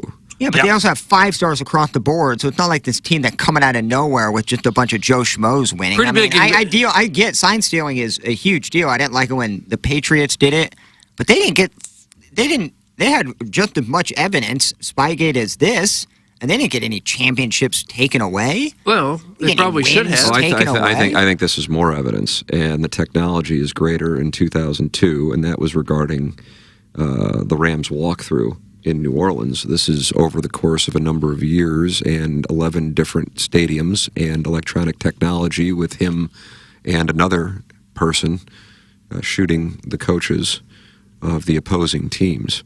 Pretty big advantage if you know what the other team might run as an offensive play or what defense they're going to be in. Pretty big advantage. Well, you'd have to prove it, because if they go to Harbaugh or the coaches say, well, we don't know what this guy was doing, he never gave it to us, we don't want anything like that. Of course they will. And bank robbers who have accomplices say, I didn't know anything about it. What are you going to do? Not me. Well, we believe him, we don't believe you. I mean, you have to have proof. Well, it looks like they have proof. What if Stallion says, I didn't give it to anybody, I did it for myself, and I had it to committing perjury. He'd be committing perjury. Well, so what? But if he's on the staff, that is a reflection of the program. If he's on the staff, it doesn't matter if he's giving it to him or not. He works for Michigan. You know what's going to happen is they're going to make the playoffs. This is going to be going on for years. 5 years from now, they get a $500,000 fine and 2 scholarships taken away, and that's it. Because they're a blue blood. Just like Kansas, just like North Carolina, blue blood programs, they'll get away with it. Yeah, nothing is happening this year. Nothing will be taken away next year. Now, maybe Harbaugh has to go, but, Chicago Bears job just happened to maybe open up. So, yeah, nobody's going to get in real trouble. None of that is going to happen. I wonder if that's been going on Bill Self had 6 Class X sanctions going into an investigation and got a slap on the wrist afterward. These things go North Carolina had under the rug. complete fake classes for their players. And they had a 60-minute special about it with actual teachers and players coming out about it, and guess what? They're good. Nothing. It's a big deal, but we know nothing's going to happen. I wonder if Michigan should have a loss this year and they're one of the teams on the bubble for a playoff spot, if some of the voters might cast their vote for someone else because of this. Ooh, it's good. I didn't think about that. Oh, wouldn't you if you had a vote in it? I wouldn't let him in. But again, I still think it's a big deal, but I just know in general that nothing's going to happen from it. Yeah. They're still going to be getting 5 stars. They're still going to be winning Big Ten games. Well, Connor Stallions. God, that sounds like a porn star, man. You wonder if other teams are doing this kind of thing, and they just got nabbed. Well, can't you just do it from the other sideline? I mean, head coaches that are calling plays usually put the over their mouth, their sheet. Right. But the other ones are holding up signs with Taylor Swift and pictures and numbers. And sometimes 2 or 3 people giving signs, so you don't know which one is the real sign. Yeah, so you can all see it. It's not like they're hiding anything. Wouldn't they be worried about somebody from the sidelines? sidelines? No, you are allowed to do it, just like you're allowed to give baseball signs as a catcher or as a third base coach. But what you aren't allowed to do is electronically try to steal those signs. So it's electronically. It's not. Yes. Okay. It's all part of the game. If you can figure out what a third base coach is given a sign and you just pick it up in the dugout, that's fair game. But you cannot train a camera on them and study it that way and then wire it down to the manager or somebody. That's when you've crossed the line. Got it. Well, you committed perjury. So what? Yeah. Hey, those coaches over there watching us hold up these big boards. If a third base coach just touches his belt, it's a bunt, and you figure that out, that's fine. That's part of the game. But you just can't put a camera on him and do it. An Adidas rep gave a player $200 at a pool party. That was all they found in the KU investigation, Darren. That's from Todd Reesing. Well, that was my point. That's all they found. But, going into it, did you see the allegations? It's just a coincidence that Bill Self in Kansas, or Roy Williams and UNC, these blue bloods, never, ever get in trouble. But Mizzou gets smacked down. Mizzou's getting smacked down. There's a ton of there's a ton of universities that have gotten the absolute hammer laid on them. Dude, Kansas ain't going to do that. The NCAA is not going to give, the creation of college basketball, creators of basketball there in Kansas, any sort of wrongdoing. Or North Carolina. What they did was equally bad. Yeah, Todd Reesing, you can go to sleep at night thinking Bill Self is an upstanding citizen in the college basketball community. That's fine, but I just happen to disagree with that. I love him because he brought my team to a national title. I mean, Bruce Weber did, but that was all Bill Self's players. Yeah. I think it's, who cares? It's almost gotten to that. It's getting to that in college football, where there are, or college sports in general. There are no rules. Well, the NIL is just bring anarchy. whoever, pay whoever, do whatever you want to do. Todd Reesing is not happy with you, Plowhawk. Do you know the allegations, Darren? You're talking a lot about it, but you have no facts to back it up. Todd Reesing, Jackson, and you and him were just bonding. Yeah, Jackson, he's a simp. I'm staying out of it because if I start talking, I'll get in trouble. All I know, get in trouble? All I know is I don't like Bill Self. I don't want to Thank start. you. I don't want to start talking sideways. I just know things work a little differently when in Lawrence. And also, Todd, I'm working. Like you can, if you have free time, like look it up yourself. I don't have to justify anything at this point. Good for you, Flo. You know my takes, right or wrong. I'm gonna stand by them. So you go look up the article yourself, you loser. Kansas was accused in September 2019 of 5 Level 1 violations tied to its relationship with Adidas, with the NCAA accusing Kansas of using Adidas to gain an illegal advantage in recruiting. Adidas reps were calling recruits that just so happened to, ta-da, a few weeks later, sign with Kansas. I'm saying Level 1 violations are like stripping wins and championships away. There were 5 of them, and all they found was a $200 little gift card that an Adidas. Tell me that doesn't sound insane, ludicrous, and ridiculous, man. Come on. With the NIL rules now, would that be legal for Adidas to pay these people to go to Kansas? I don't know the NIL rules probably enough would to be. even think about doing that. But if you have companies, car dealerships, paying them, I wouldn't see what the difference would be. I don't either. Yeah. But yes, Todd, you're on the up and up. Your team is definitely on the up and up. Well, back in the old days, they looked for everything. I mean, paying a recruit $200 could get you suspended. I mean, Calvin Sampson kept getting in trouble for just making phone calls. Yeah. He was painted as a criminal. Doing it, man. Eric Gordon Criminal. was a big one. Yeah. I remember before he went to Stanford, Tiger Woods had lunch with Arnold Palmer, trying to get Tiger to go to Wake Forest, and that was a fine. Yeah. Ooh, I didn't know Wake Forest Illegal and Arnold recruiting. Palmer had a connection. I remember being told way back when that, like as a Missouri graduate, I couldn't even say, gee, I hope this high school guy winds up at Missouri or something, because that would be illegal inducement as a TV sportscaster. How about that? You could have brought the program down. Yeah. You're welcome to text in. Many are. 314-881-TMA5, EDF Group text inbox. 314-881-TMA5. Call in 636-9004-TMA. And email in for our Design Air Heating and Cooling email today, coming your way at 9:45. Great battle this month. Fun to watch the competition. Buck Swope with a 1-goal lead over the JV Golf Coach. JV Golf Coach up 2 on the calcified ear. Tiger Terry, South City Otis, and Harvey Paul, all with a win. You compete in the Design Air Heating and Cooling email of the day and get yourself a win for the standings for the month. Do you want to support the EDF Group as a sponsor of TMA? It's real simple. Do you have a fire extinguisher where you work? The answer is yes, you certainly do. So please email the EDF Group at fire@theedfgroup.com so a technician can come out and explain to your team how the EDF Group can save your company money. Again, that email address is fire@theedfgroup.com. The EDF Group is hot and will prevent your facility from having hot fires. Experience the EDF Group difference. Learn more at theedfgroup.com. Larry Nickel has thoughts on wrestling, Doug. Oh, okay, wonderful. Like to hear those. Hello, Nixie. What's up, Doug? How you doing? Well, I'm fine. You? I'm doing great. Well, all right then. I don't hear any television in the background today. The volume's turned down. No, okay. Hey, Larry, I had lunch with Timmy Burkhart yesterday. Yeah. He was the buyer for Monkey Shoulder back when Ask Lawrence was around. You remember Ask Lawrence? You got in your bathrobe and sat fireside at Lucas Park on Washington Avenue and gave advice to many, many people. Yes. And I said to Timmy Burkhart, I said, you know what the people want back? They want Ask Lawrence back. And my question to you is, if we were to bring it back, would you come back like Jordan wearing the 4-5? Maybe.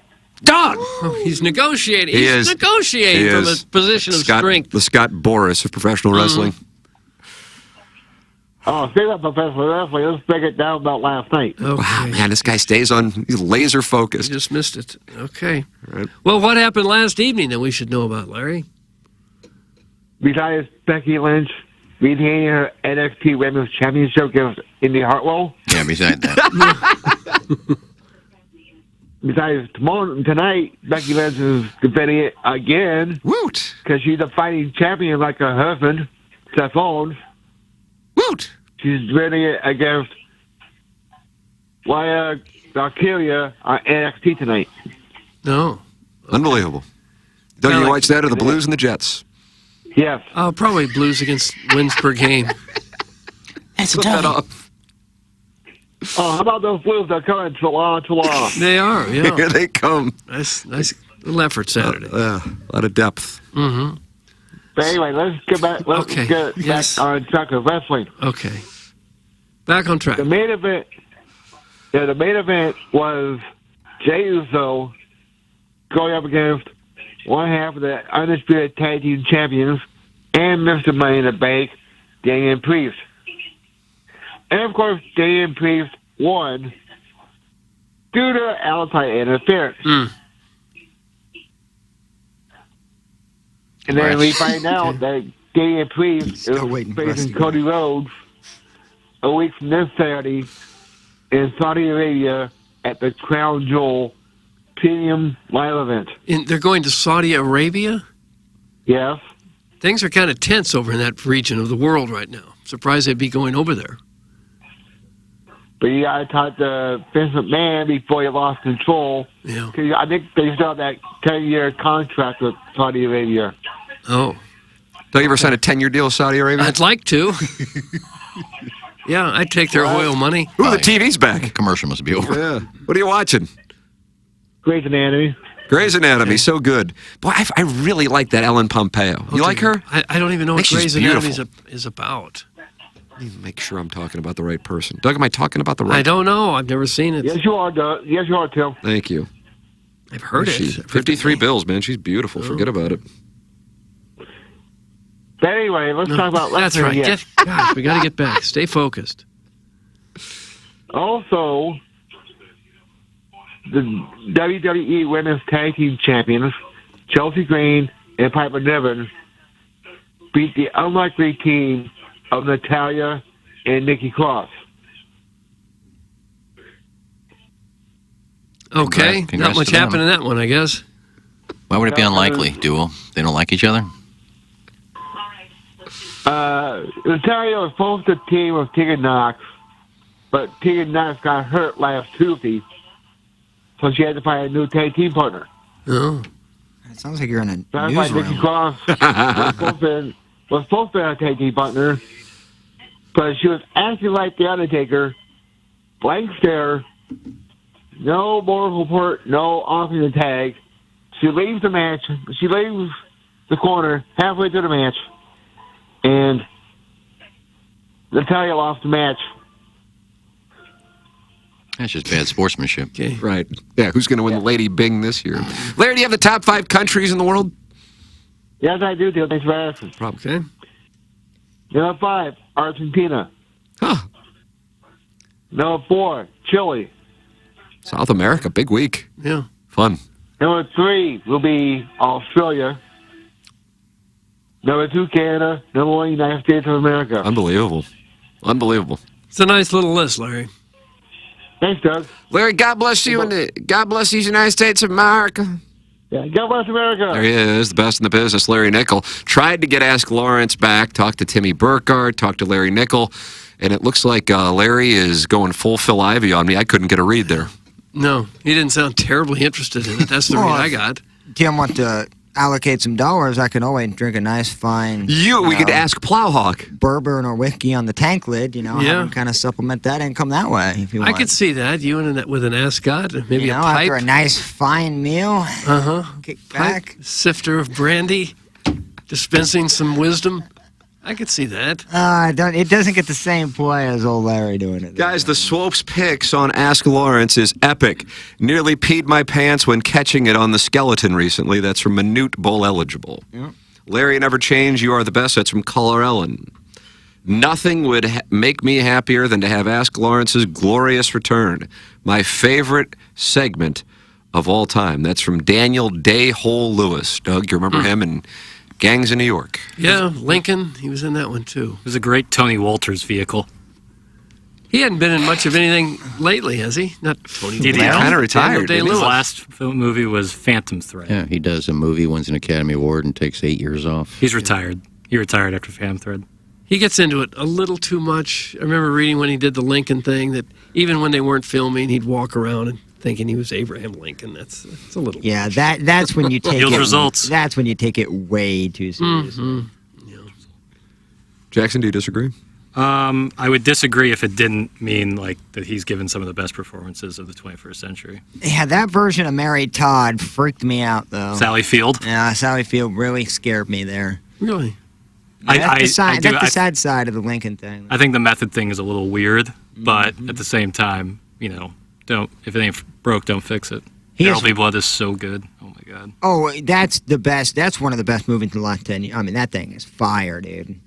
Oh, I love that movie. What's fire now?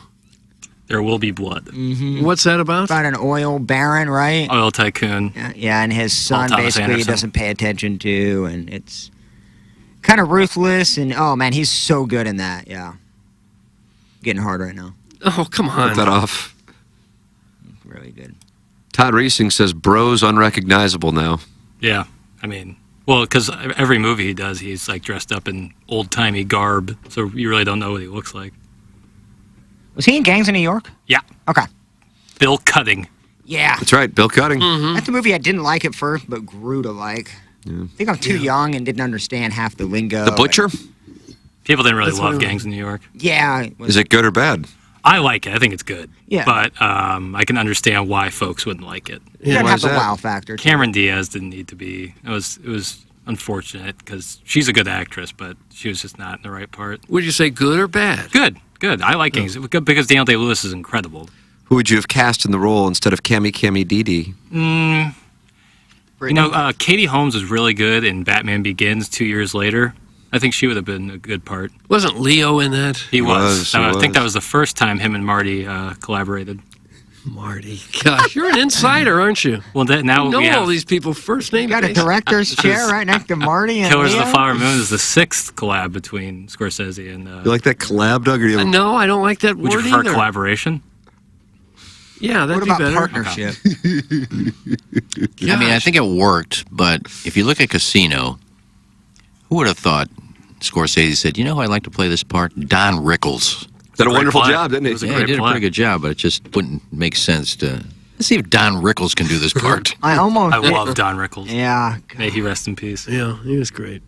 He pops up on my TikTok. It's so good. Yeah, I see him It's all the the best. time on the Johnny Carson show. And When he would not eulogize, but when there would be like an awards dinner, like a lifetime achievement, he would give a speech. It was the perfect mix of roasting and then super heartfelt at the end. He was one of a kind. You could never get away with that kind of comedy. That's right. Never. That's right. Never in a million years. I saw a clip from Johnny Carson the other day popped up where Don Rickles is on there with Lou Brock. Oh, yeah. And he just looked at Lou. He goes, it's fun, Lou. We're staying up late, isn't it?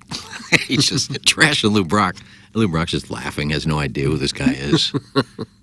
Hey, pal, don't call Scorsese by his first name, you Albie the simp virgin. Jesus. Marty. That's from Big Tough. He did call him Marty. I understand that there's no way I can talk about movies without sounding pretentious, so I just sound pretentious and I just deal with it. Yeah, I kind of operate that on every time I talk. Yeah, it's just kind of how, I mean, there's no way around it, so you just didn't have to eat it. You didn't have to call him Marty, though.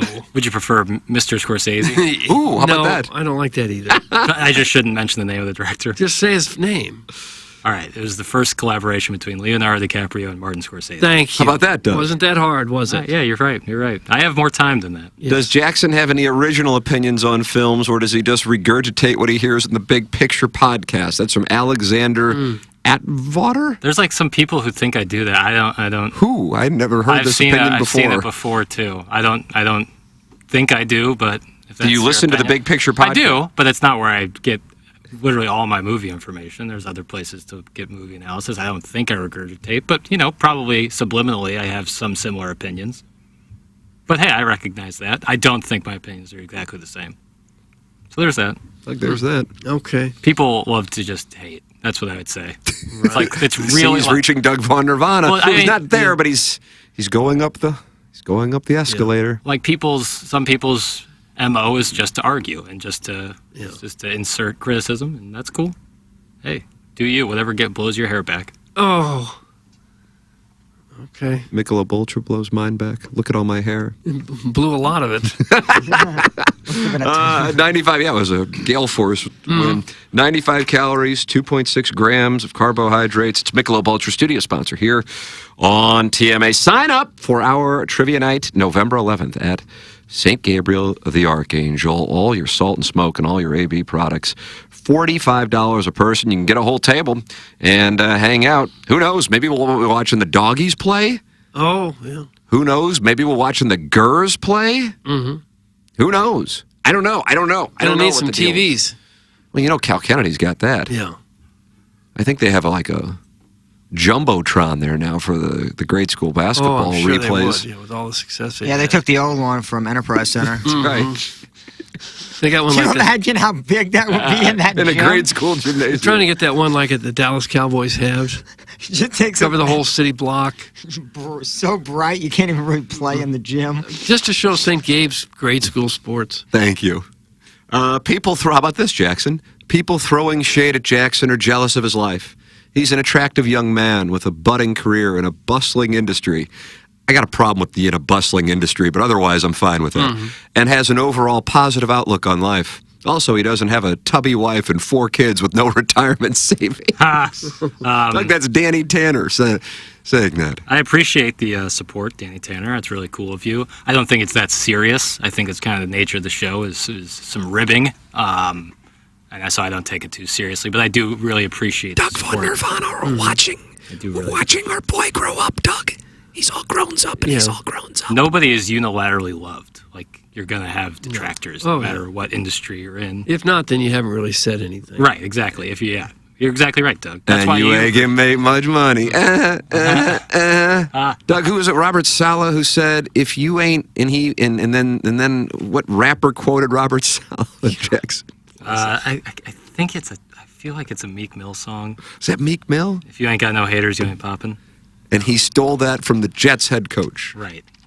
Who? Yeah. Okay. If you ain't got no haters, you ain't poppin'. I think that's Meek Mill. Yeah. No, I can't remember. Might be who Rico was it? Richie. I'm still wondering about if your hair can come out because the wind's blowing too hard. I think if you're wearing a hair hat, heads up. Then it could, but is it possible that like a hurricane wind could pull the hair right off your head? I wonder on that.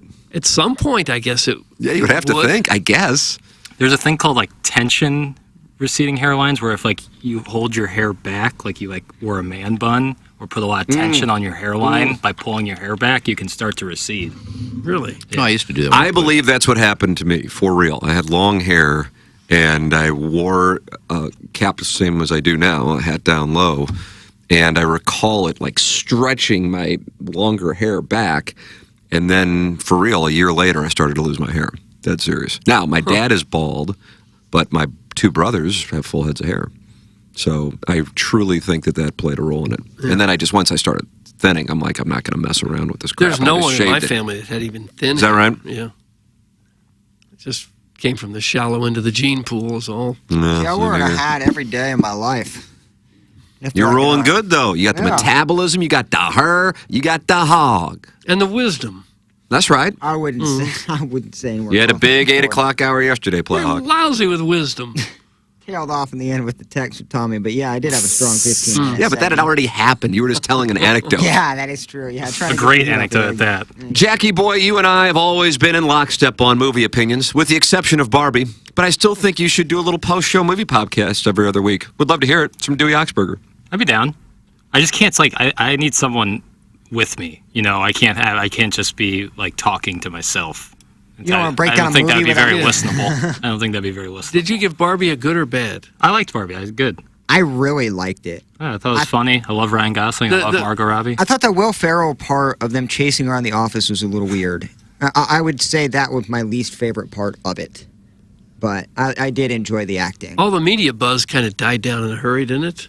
There for a while, everything was Barbie. Everywhere you went, it was Barbie. Well, yeah, I think it's the highest grossing movie of the year. It was the best marketing campaign of any movie of all time, Doug. You cannot argue that. Oppenheimer. Because even Oppenheimer did, both of them tag teamed together on it. Yeah, that was smart play. Barbie made $1.4 billion. Damn, Gina. That's why you don't hear about it, because they're already at the bank. Cashing checks.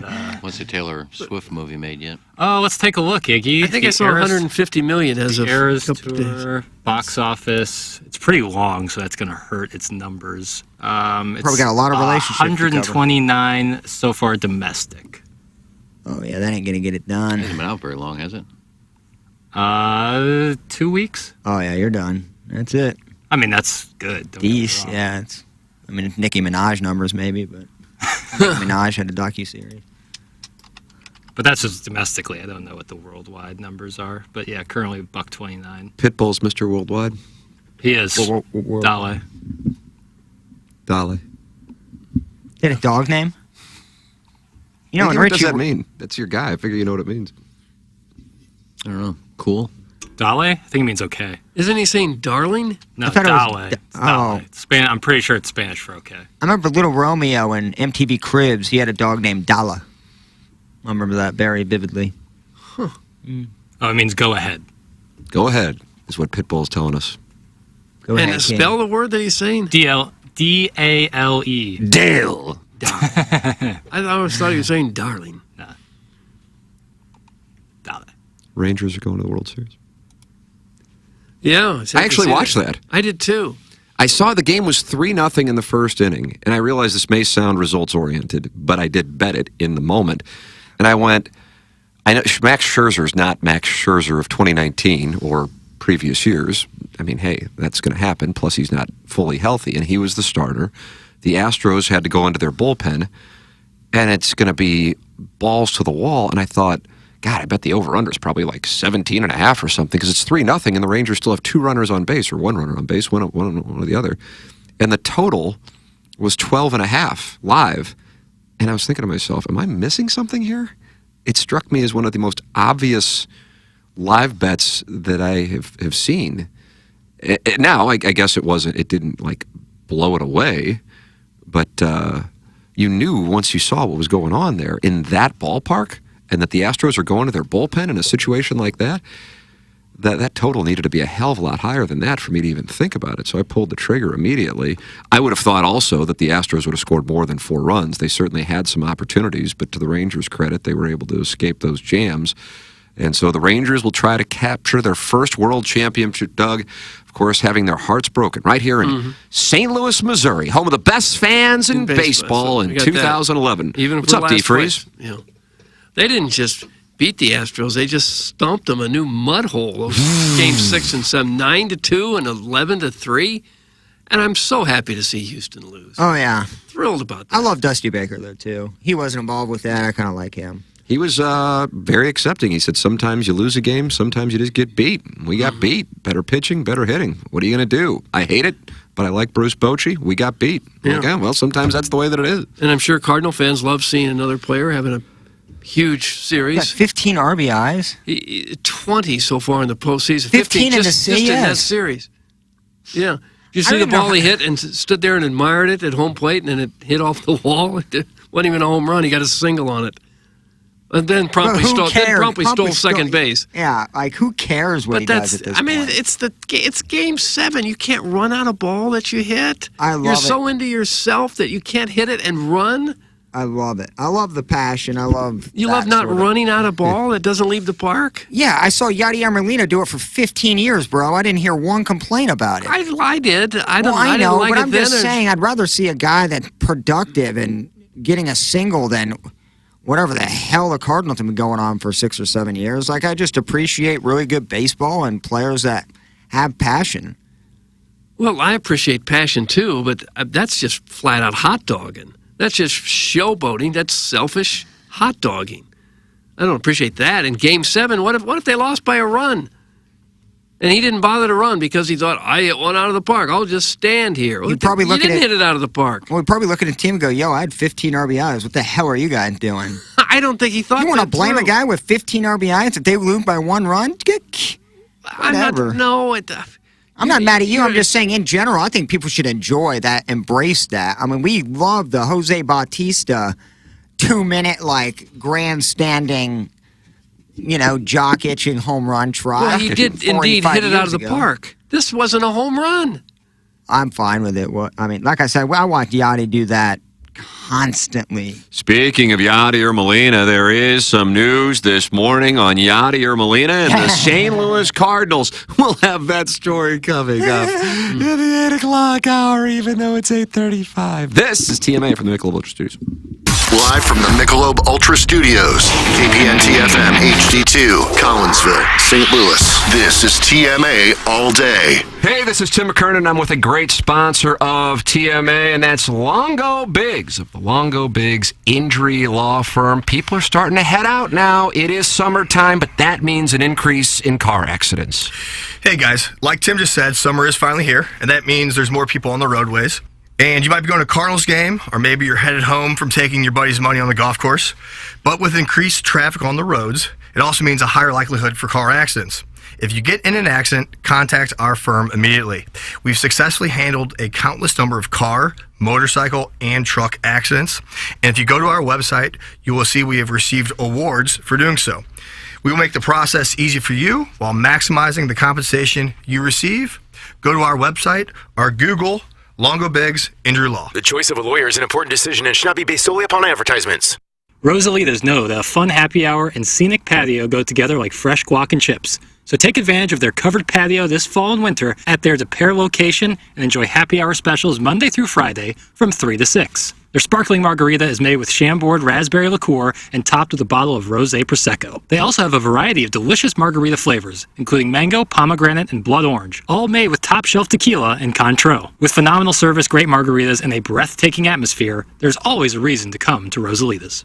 Here's Action Jackson with 3 more ways to get TMA content. Get the TMA mobile app and enable notifications so you don't miss a thing. See our content on Facebook, Twitter, Instagram, YouTube, and TikTok. Stream us on the TMA mobile app and at TMASTL.com. Thanks, Jackson. It's the morning after on 105.7 FM HD2. Hey, this is Tim McKernan, and I am here with James Carlton of the Carlton State Farm Insurance Agency. And James, I love getting emails from listeners who support the sponsors of TMA and the Balloon Party, and they have great experiences with clients. And I got one last week from a client of yours who switched, and you immediately saved him $1,000, and it meant the world to him. Well, obviously, those are situations we enjoy as well because there's really not a whole lot of salesmanship going on when you save somebody $1,000. But the area that we're really having an impact on people's finances are people with drivers under the age of 25. Having young or teenage drivers can cause some sticker shock, as we all know. But we're seeing material savings for these types of clients, hundreds, if not even thousands of dollars per year, like Tim just referenced. If you're hearing this and you have any drivers in your home that are under 25,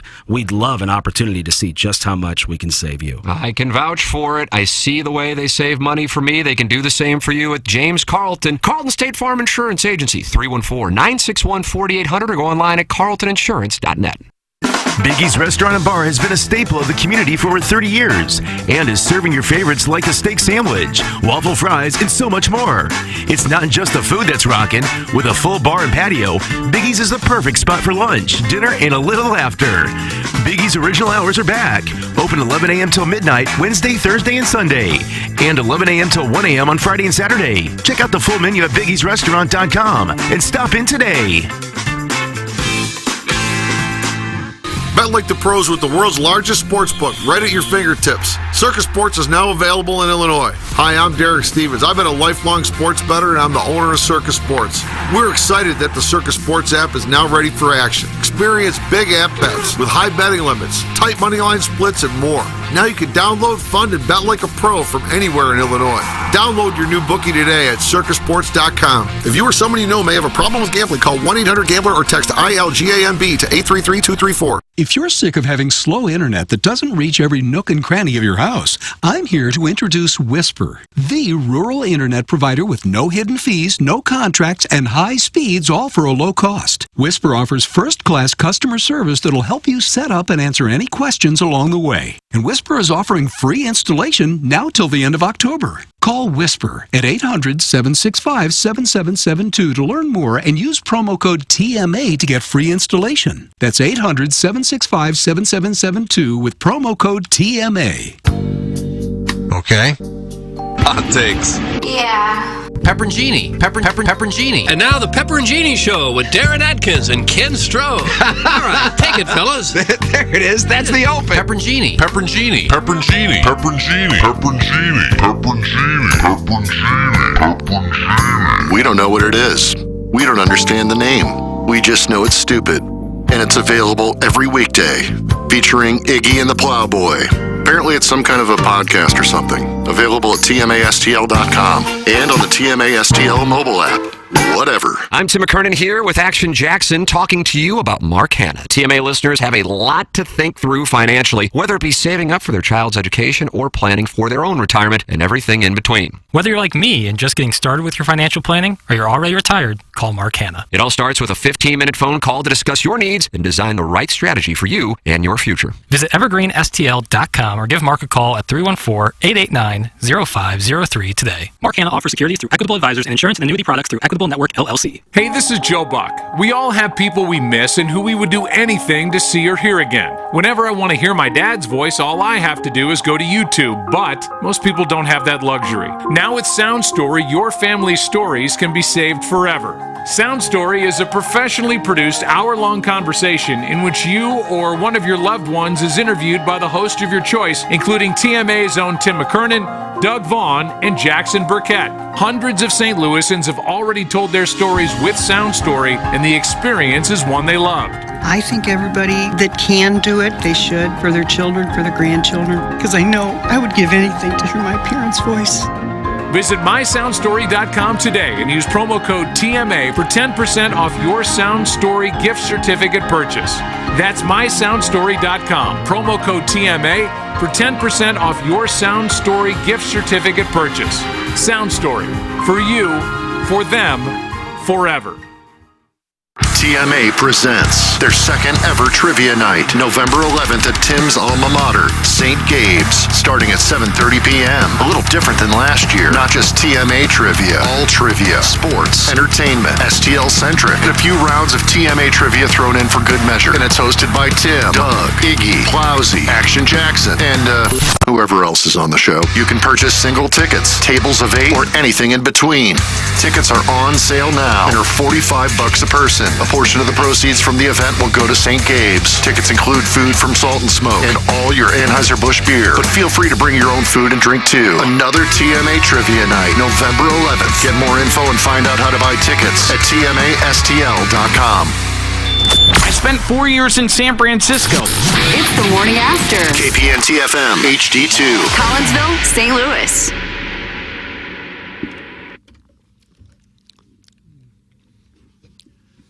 Settle in, Doug. It's the jam.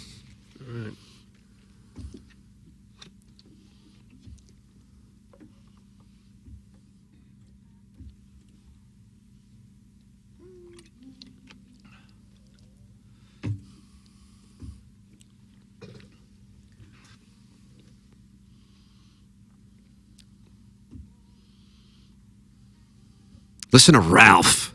Is that Ralph there? Yeah. Welcome back, TMA Michelob Ultra Studios. My name's Tim McKernan. Unbelievable. 19 years in 3 months? Is that right? Yeah. Unbelievable for this program. That's probably too much. Yeah. I'm starting to think that myself. That's Doug Vaughn. You said you wanted to do 19 years. So you're coming up on it. Yeah. Oh, you're starting to seem pained right when I said that. Yeah. I got into it thinking, well, yeah, the second salary, yeah, I got kids coming up through college. Yeah, I'll do this for a couple of years, and now it's just been so many years later. Oh. Ken Strode, 30 years. Yeah. Now, not with this program, but 30 plus years in the industry. Almost 32 in April. How about that? May, something like I hope the sales staff brings in a cake for the 32nd anniversary. I would hope so. Thank you. Well, you're coming up on your 10th. My 10th on March. Oh, if TV counts, I'm in like 45 years. Wow. I would have been on my 11th, but I had that year furlough. Oh, that's right. Oh, so you're subtracting the furlough? I think so. Okay. Yeah, I don't think you get a year for that. I didn't even know we had shirts, but Brian McKenna posted a bunch of videos yesterday of some of his old interviews he did back in the day. And one of them, he's got a KASP radio shirt on. Oh, I said, God, I didn't even know they had shirts. All sports.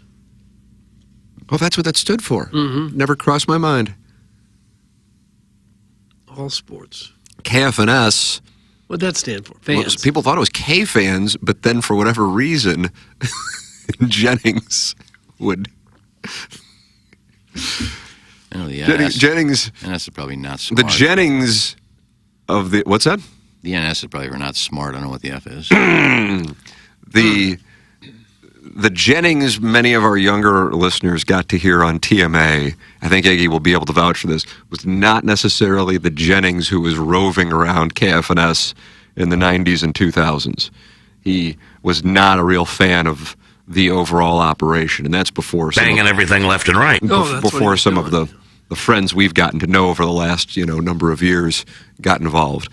Read this dumbass text. Hey, and that's what he would say away from the mic regarding KFNS was known as fan sports. Oh. And it really bothered him because he goes, have you ever heard the word fan sports? What does that mean? I haven't. Fan sports. So when he was in a bad mood and he was the one running point, he would throw it to break and say, you're listening to fan sports. And he would say with a loathsome approach, oh, fan sports. What the hell does that mean? I don't know. Sometimes the call letters mean something and sometimes they don't. Fan sports. KTRS is Talk Radio St. Louis. KMOX, I think, was Kirkwood, Missouri. Kirkwood Mo. No way. I think so, yeah. I think I saw that somewhere. I really didn't know that. Mm-hmm. I could watch you peel bananas for another 20 years, Tim. Thanks. 314. Gosh. Tim, where's the 20-year TMA orgy celebration taking place? Plans need to start happening. That's from Scott's Wrinkled Ball Sack. There's going to be a 20-year orgy? Listen, I just need an excuse to have an orgy. With the listeners? Who else would we have them with? Yeah. We don't have anything outside of the show. Yeah. Speaking of radio, I told people I would ask you this question. I just remembered it. Doug is not taking questions. I am, especially while I fillet this banana. Well, it's for you. Oh, God. On my Facebook Live Saturday, somebody asked me, do you remember the first time you were asked to be on TMA? And I said, think you were working at 1380. When we went over there. I really do think that's what it was. I don't think did you ever work, all right, let's start with this. Did you ever work on the morning grind? Because the morning after's first show was at 1380, right above a sex shop. See, I don't remember. I really don't remember. I don't think you were on the morning grind. I was at 13. No, I wasn't at 1380 at the time. You weren't at 1380 when we came over there? In September of 07. Doug's first show. I don't think so. I mean, I don't remember. I was at 590 when Barrett fired me. Uh-oh. We're about to air grievances, Doug. Mm-hmm. See, I can't remember. You had it coming, though, didn't you? Yep, I don't remember. I know that Claves fired me, and I went to Springfield. And then when I was in Springfield, I basically got myself fired. I spent 4 years in San Francisco. Did you ever work in San Francisco? No. And Stully was working at 1380 and said, do you want to come back and do a show with me and Harry Schrader? Harry Schrader. Frank Ladd. So I said, yeah, I'm out of a job. I'm just waiting until my lease is up and my unemployment runs out, then I'll come back. So that's how I went to 1380. But I don't... Did you work for John Helmkamp? I did. Okay, well, that's who hired Well, when us. I went over there. Right. But I don't think I was there when you got there. Because there was no shows, was there? Oh, the lineup was great at 1380. Before you got there? I don't know who we replaced. I think they might have been running Mike and Mike, actually. I don't know. But I, if I'm not mistaken, Bernie Miklas and Randy Carricker were doing afternoons. Yeah, well, Bernie at the time. Yeah, Martin had a show, I think, with Maurice Drummond. Martin came over. I was running at some point came over to 1380 as well. The issue there, I mean, that kind of has been like the underlying current for these places that had some struggles, is not having a sales staff. So you can have a great lineup, but if you don't have the sales staff, then you're going to be upside down because the expenses will outweigh the revenue. I wonder if I was there already and you asked me, because I know I was producing and running the board for Martin and Maurice. And then Bernie had a show right after that because he'd always asked me for help getting guests. So I guess maybe you came over and I was part of your show, but I don't remember running the board for your show. So the person asked me, I said, I really don't know. I can't. Maybe Tim will know because I don't remember the first time I was on 5 Now or on TMA. It strikes me as odd that Tim remembers the year of a random song and movie that played in 1988, but not if Iggy was part of the show when transitioning from the grind to TMA. That's funny. Yeah, I really do think the listeners are they think so highly of themselves, and some of those texts just fall flat. Oh. Iggy, that had to be a big move for you to go from St. Louis to Springfield. You had to be upset that you had to make that move, no doubt. Well, I was upset that I got fired. It was right after I bought my Volkswagen. Oh, the little blue bug. Yeah. Iggy won. I'd never owned a new car before, and before I got it, I asked Claves, I said, look, am I good here? I said, because I want to buy a new car. Am I good here? About to take a hit, Doug. And he goes, you're not going anywhere. Somebody's about to hit a bingo card, I feel like. You're not going anywhere. And like 3 weeks later. Bingo. 3 weeks later, before I even made my first payment, I was gone, so... And so 17 years later, you got him by not showing up to his Hall of Fame. Yeah, that wasn't the case. That's a long game. But I'll tell you, I didn't so much like working for this gentleman I worked for, because he lied to me and screwed me out of $20,000 over 2 years. But I love the city. I mean, my days in the spring and summer and beginning of fall were work till like 2:30, and I'd have my rod and my waders in the car, and I would just drive down to... This is Springfield? Yeah, I'd just drive to Taneycomo and just trout fish until the sun went down. And that's where they started calling you Pockets. That was snow. Way before. When I was at St. Louis Country Club, I got that nickname. Oh, I thought it's when you were standing in a fishing stream. It was. Well, you think that's the only time I fished, when I lived in Springfield? Were you fish at St. Louis Country Club? No, but me and the two guys I worked with went fishing one day, and it was like 20 degrees, and they're fishing, and I'm just standing in the stream with my hands in my pockets. Yeah, I mean, it was relaxing. It was a fun day. Had a couple of flings with some lady bears. With some lady bears? Is that a conflict of interest? You get them exclusive interviews because you bang them? Well, there was no exclusive interviews. I mean, you ask them to come on, they jump for joy. Hey, we're going on a radio station. You were 50-something at this time, right? Something, I don't know. And you were messing around with the college girls? Oh, Doug. I was in my early 40s. Oh. Yeah, What year were you there? 2001 to 2003. I said, I don't even follow Chicks Hoops. That's what you told? Chicks Hoops, I'm telling you. It's the most underrated line in all of sports. I did. It's not degrading or anything. Very first game, I fell asleep. And some Arkansas State girl came flying for a ball and landed in my lap, and I was asleep. And yet the girls were still attracted to you? Yeah, when you got the charisma I had. Clip that off. Tell me about the Chicks Hoops season coming up. When did I start working for TMA? This isn't a hijack because someone asked me to ask about myself, Tim. You get that? If I'm asking for someone else, it's not about me. It just isn't. That's from the ghost gerbil. Doug, that's a gerbil that haunts you. Oh, it's not. And God forbid on a talk radio show. Or it's one that you take out, but it feels like it's still in. God forbid on a talk radio show I actually talked about something. God forbid. Ghost gerbil, the action's now back on you. Oh, go watch the video, Ghost Stick. Gosh. Glow stick. We still have about 10 minutes to kill anyway. So Somebody asked me that question. I couldn't answer it, and I said I would ask Tim. So I was doing them a favor by remembering to ask Tim that question and see if he knew, because I don't. I think it's when we started at 1380. Probably because... And producer Joe would probably know that to confirm it, because he would be back there with you. But on the morning grind, it was me and Martin and the Cat and producer Joe and Stedman, for the most part. Nickel was the original board operator. He'd get a little upset behind the glass at times, wasn't a great fit.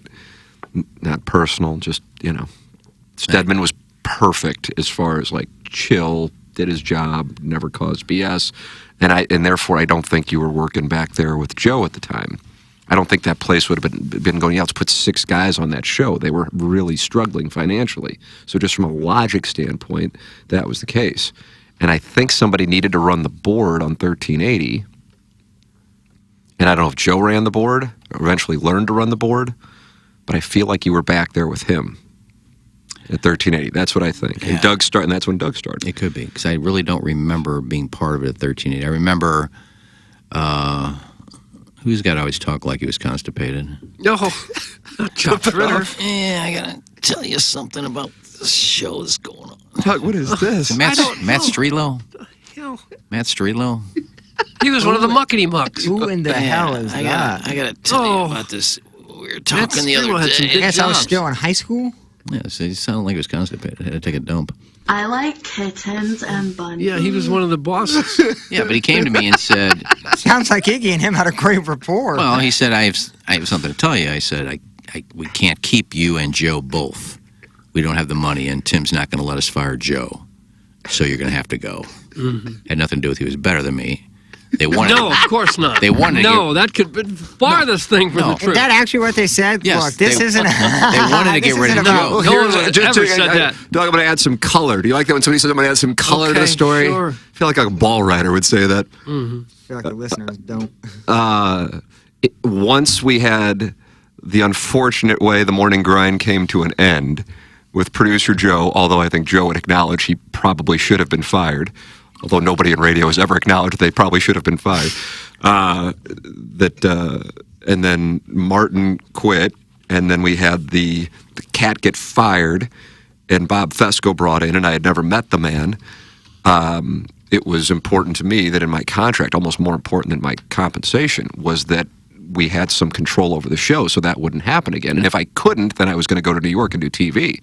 So I guess I had some leverage saying, yeah, I'm not coming unless I can make sure my guys are protected in the contract. So Joe was in there, and you weren't on the show, so Joe was in there. So it wasn't a case of me preferring one over the other. Joe was protected. So, and I had say in that contract over who was on the show. So but it was in writing, and Joe's name was specifically in writing because I didn't want to go through that again. That was fresh in my mind. And at the time, it was the toughest thing that this show had gone through. Now it's not even in the top 10, but in the time it was. Yeah, and that was kind of his paraphrasing. Right. He said, we'd like to keep you, and we'd like to get rid of Joe. But we can't. Of course. That's what they told me. Much better. That's what they told me. They God, said, I hope my phone buzzes with a text. They said, but I can't. He said, we Joe can't probably fire can't Joe, so we're going to have to let Tervis you go. Parrish just said, is Joe listening by chance? They wanted desperately to fire Joe because you were so much better. No, they didn't want to fire anybody, but they didn't have the money. Yeah. And I was just told that if we had our preference, we'd like to keep you and get rid of Joe, but we can't. So you're going to have to go. So on a technicality. I'm not lying. That's just what I was told. Maybe they were lying to me. I don't know. Established. Mm-hmm. Who the F is Mark Stillwell? What the F am I listening to? That's Matt Pegg. Matt Great ball Strelo. striker. Matt Like a Strelo. 170-yard. He was the general pitching manager of the racetrack for a number of and then he years. came over there and decided to run the station. Nice enough guy, but... Why does everybody think they can just decide to run a station?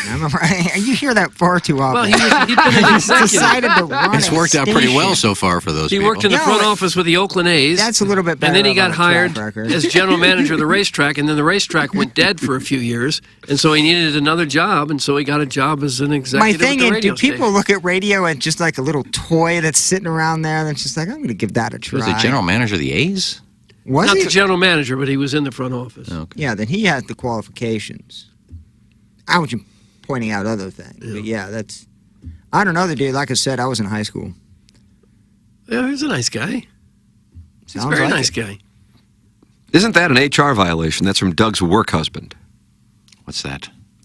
Probably trying to bang Then you were players. so much better than Joe, but still was the one who got the boot. That's an HR violation? No, I actually think Probably. he meant like...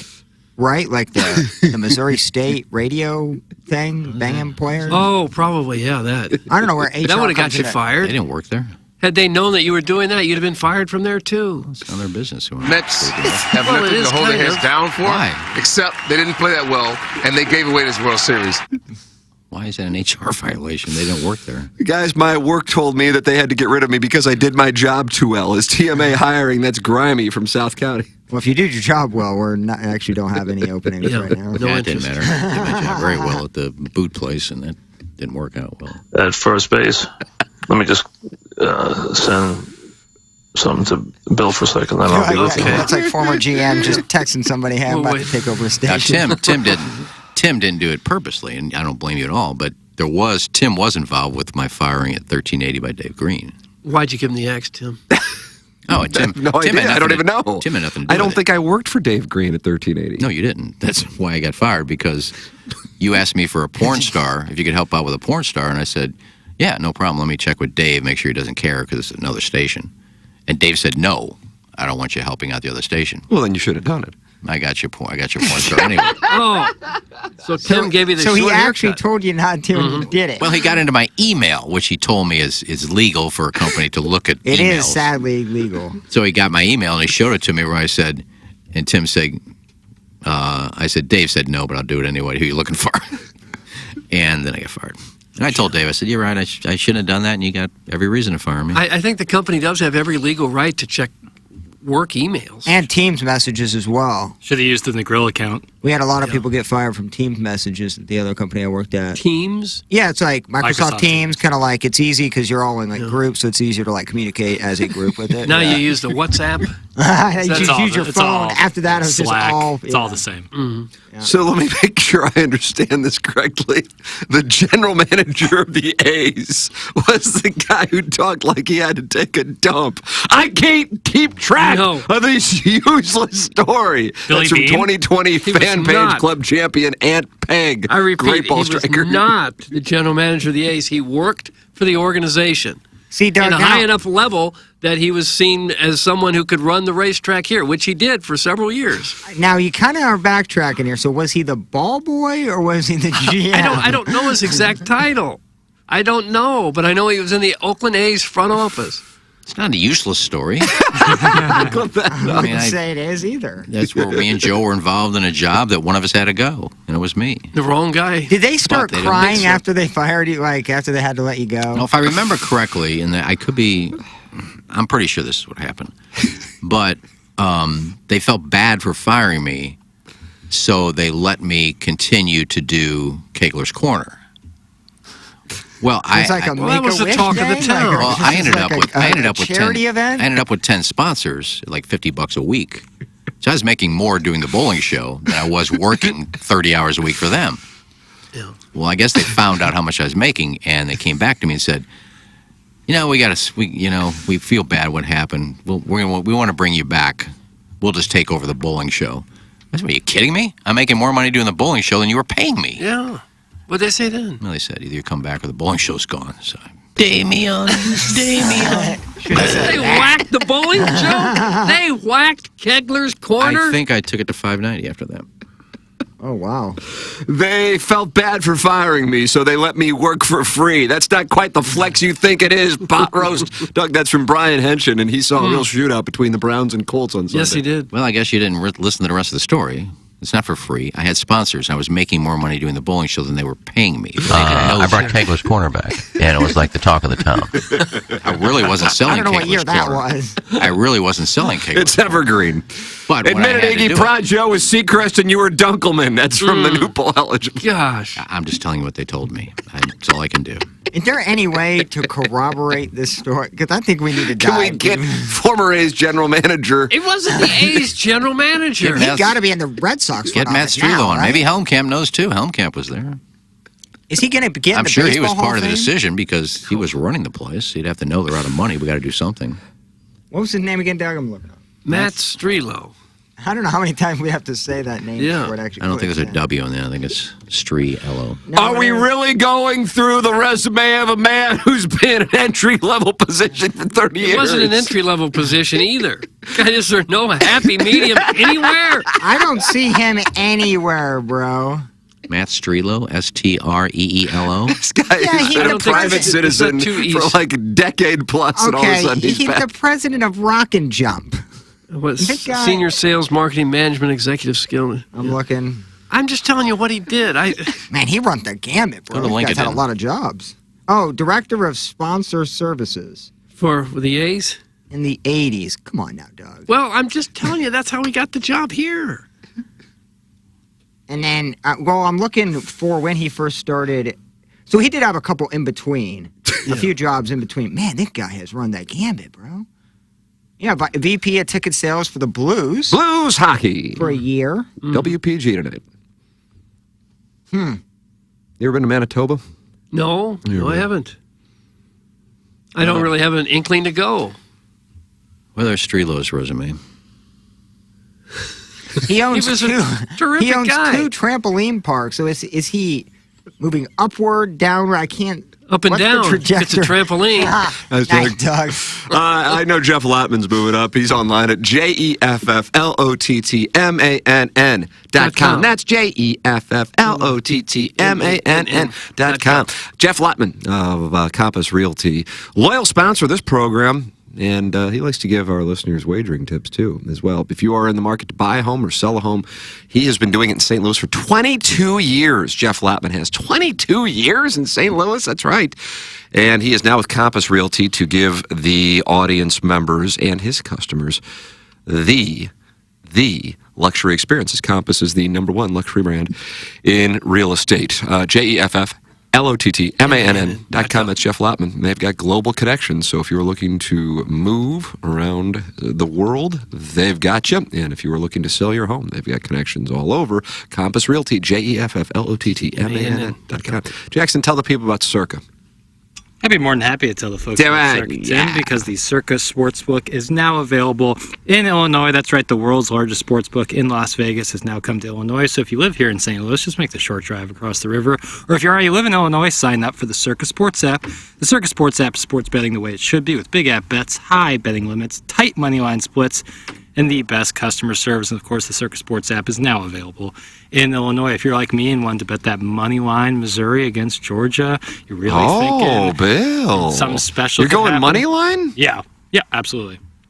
Oh. Absolutely. So if you're like me and won that, shop the lines around Illinois, see what their sportsbook have. I'm pretty confident you're going to like Circa's number better because they strive for those tight money line splits. Visit circasports.com for more details and get ready to start betting like a pro. If you or someone you know may have a problem with gambling, call 1-800-GAMBLER or text ILGAMB to 833-234. There you go. Send your emails in. Design, Air, Heating, and Cooling email today coming up at about 9:45. Jackson and I will deal with the situation down the hallway. It's called Balloon Party, and it's on 101 ESPN. Tiny PP-P's in there often in the YouTube chat, so you can talk it over with Tiny PP. Taylor Twellman, 10:35. Doug, Sporting Kansas City taking on the San Jose Earthquakes. Do you call them the Quakes? I don't really. Doesn't come up very often in conversation. Quasies. And the winner of that game tomorrow night heads to St. Louis to take on the Doggies. 9 o'clock Sunday. That's right. Prime time. Well, the first half might be in prime time. The second half would be a little. Is this similar to late. like the Blues, to where they make a lot of their money in a playoff run? Do they need a I don't deep know. The playoff run stadium's to been turn a sold profit? out. I The just, stadium's been sold out all year. I think they've probably done quite well. The sponsorship's outstanding as well. Corporate sponsorships. Yeah. I just didn't. You know what I mean? When you talk about the Blues, you talk about well, you feel bad for the Stillmans and you want them to make a deep run. I wasn't for sure if. Well, hockey players have still got a team full of guys making $1 million a year or more. That's true. I don't know if the soccer players make that. So that is what we'll talk about with Taylor Twellman, the playoffs, the matchups, lineups. Taylor Twellman, 10:35. Tomorrow, Howard Richards is going to join us on Balloon Party. Looking forward to talking it over with him because I think he probably played in what may have been the biggest Missouri road game in November. It was right around that era in comparison to the one that is coming up on November 4th between the hedges in Georgia. You like that? Sometimes you see people run into the hedges. Yeah, beware those shrubs, bro. Receiver who can't stop. Auburn has shrubs too, don't they? I feel like they have shrubs. Do they? I think they do. I deep teased this, and I got to deliver on a deep tease. This is from a gentleman by the name of Luis Nola. Am I pronouncing that correctly? Does anybody know him? Yeah. You do? Yeah. KTRS, didn't he? KTRS, there you go. Exactly. And he tweeted this out. This was in Yadier Molina in an interview with WKAQ 580. Not familiar with where that is, but nonetheless, that's where it came from. Yadier Molina, when asked about his future as a coach in the MLB, there is something cooking. I have had various offers in the United States last year with Miami and St. Louis. I guess Skip Schumacher. This year I have offers too. I think there is something cooking with St. Louis. There is a 90% chance that it happens. They are decisions that someone must make in the future, or must take in the future, is what the transcript says. I see myself managing / coaching in the United States for a few years. I like it. I am a guy that is fascinated with baseball, and I am passionate about it. To have an opportunity like that, I cannot pass. Then Yadier Molina talks about being offered a coaching job at the Cardinals. Quote, St. Louis has given me the opportunity. It is my second home. There was always a good relationship and communication with them. They are trying to guide me to that way in the matter of being a coach. They have their staff who have done a good job with the team. It would be an opportunity that it will be hard to say no to. I love St. Louis. I love baseball, and St. Louis has the best baseball in the world. I would like to be in St. Louis. That is Yadier Molina. Martin Kilcoyne was the first one to report this, I believe about 2 weeks ago, I think maybe 12 days ago, that there was interest. I never, and I mean never, thought that this would come to fruition. Now, it hasn't yet, but still. In my I have two reasons for it, Doug, and I'm anxious to hear your perspective on it. Number one, I just didn't think Yadier Molina would want to do this. No, I didn't either. You know, having made whatever, I assume, 9 figures in his career, obviously doesn't need to work, nor do his grandchildren. But there's that. And then leaving Puerto Rico to come to St. Louis and then having to deal with the travel, which might not sound bad if you haven't done it, but especially, you know, National League Central doesn't necessarily provide the most cosmopolitan options. But either way, just the travel in general, whether you're going to Milwaukee or going to L.A., it's a pain in the ass when you don't need to do it. And then on the other side of it, and even a bigger reason, although that first reason is substantial, is I can't believe Mozeliak and Ali Marmol would want him in the building. Mozeliak, because from a power flow chart, it'd be like Bill DeWitt the third, and Yadier Molina, and then everybody to be under him. I mean, he comes in and he's in charge. And then if you're Ali Marmol, you're already not really popular. You bring back a guy who, you know, I think Cardinal fans love up there with Albert Pujols and Adam Wainwright, if not more in some cases. And now he's on the bench, and if Ali Marmol starts off the season slow, imagine what's going to happen. Mm-hmm. So I love it because Yadier Molina ain't going to put up with much crap, but at the same time, I'm surprised that the Cardinals are doing it. So I suppose what I'm saying is the Cardinals need to pivot off of what they've been doing, and this is a substantial pivot. And it might be the best kind of pivot because I'm concerned they're going to hurt themselves for the second half of this decade by overpaying for a free agent or two just to get them in here, and then they'll have that be an albatross of a contract to curtail growth in the second half of the decade. So with that said, Doug, what do you think? Well, I think if he's doing an interview where he says repeatedly, I want to go to St. Louis, I love St. Louis, I'd really love to go there, he probably hasn't had an offer yet. And maybe they don't want him here for that reason. Oh, wow. What a read on your part. I mean, he wouldn't have to sell it very hard, would he, if they called him and said, you want to come here and coach, that'd be that. Didn't he say the Cardinals gave him an offer? I don't believe he did, no. I thought it said... St. Louis has given me the opportunity. It is my second home. There is always a good relationship and communication with them. They are trying to guide me to that way in the matter of being a coach.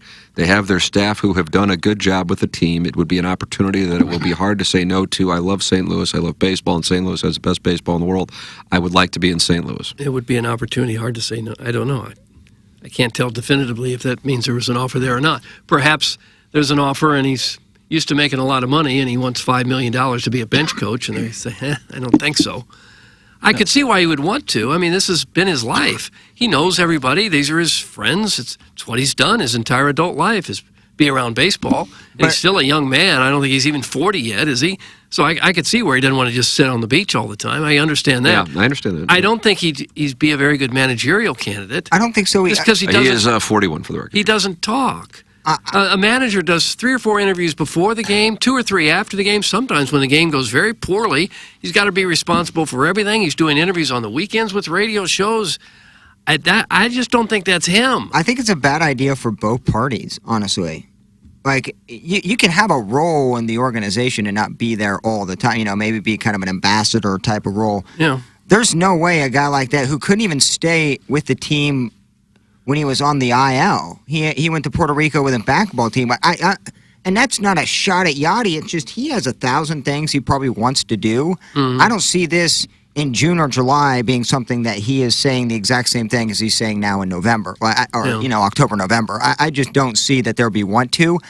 Ole Marmol, it would be a terrible relationship. And do we know if Yachty, outside of catchers, can, talk to players about certain positions? Did you just get a talk with Contreras and Kisner, and Adam Wainwright? Like, what's the affiliation and the relationship between the young guys and Yachty? Because there probably isn't much. I just don't see it working out. Well, he's probably extremely well respected by especially the Latin players, or the young Latin players. And he would certainly help Contreras behind the plate. I could see him spending a month and a half at spring training, and just maybe every now and then come in. Maybe that's what he wants. So you don't see him being a bench coach year round? I wouldn't think so. I'd be shocked. But the way it's being reported is that's yeah. And he's always said he wants to manage, but right. I just can't. He's going to have to be a different type of person if he manages, because that job requires an awful lot of communication, and you're on other people's schedules sometime, and a lot is required of the manager in terms of public relations and being the face of the team. Some guys are great at it, and some guys aren't, and the guys that aren't had better win all the time, or they're not going to be around long. I can't wait for the first Calumet Yadier Molina interaction. Oh, can you imagine? Oh my God! They don't work there anymore, do they? Well, he probably will. I bet Molina will probably bring him back. I mean, Pujols would be better than that. Albert Pujols is extremely articulate and bright, and now that he's stopped playing, he's all smiles, all happy. I think he could deal with it better than Molina.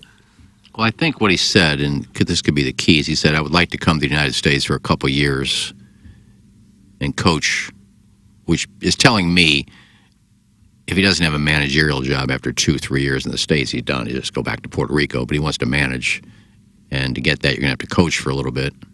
So to come here for a couple years and see what happens with Marmol or anything, if you can't get a job manager, he's not going to be a coach for 10 years. Well, Matheny didn't have to coach, did he? He was doing Little League. Yeah, but there's no job for him right now. Don't bring that up. Stephen Wildwood notes that often on his mic drops. I mean, Schilt coached. Yeah, but there's Marmol coached. Looks like Schilt might be getting the Padres job. Yeah, good for him. Melvin has had enough of that situation and is interviewing for the Giants job. Yeah, but those jobs were open.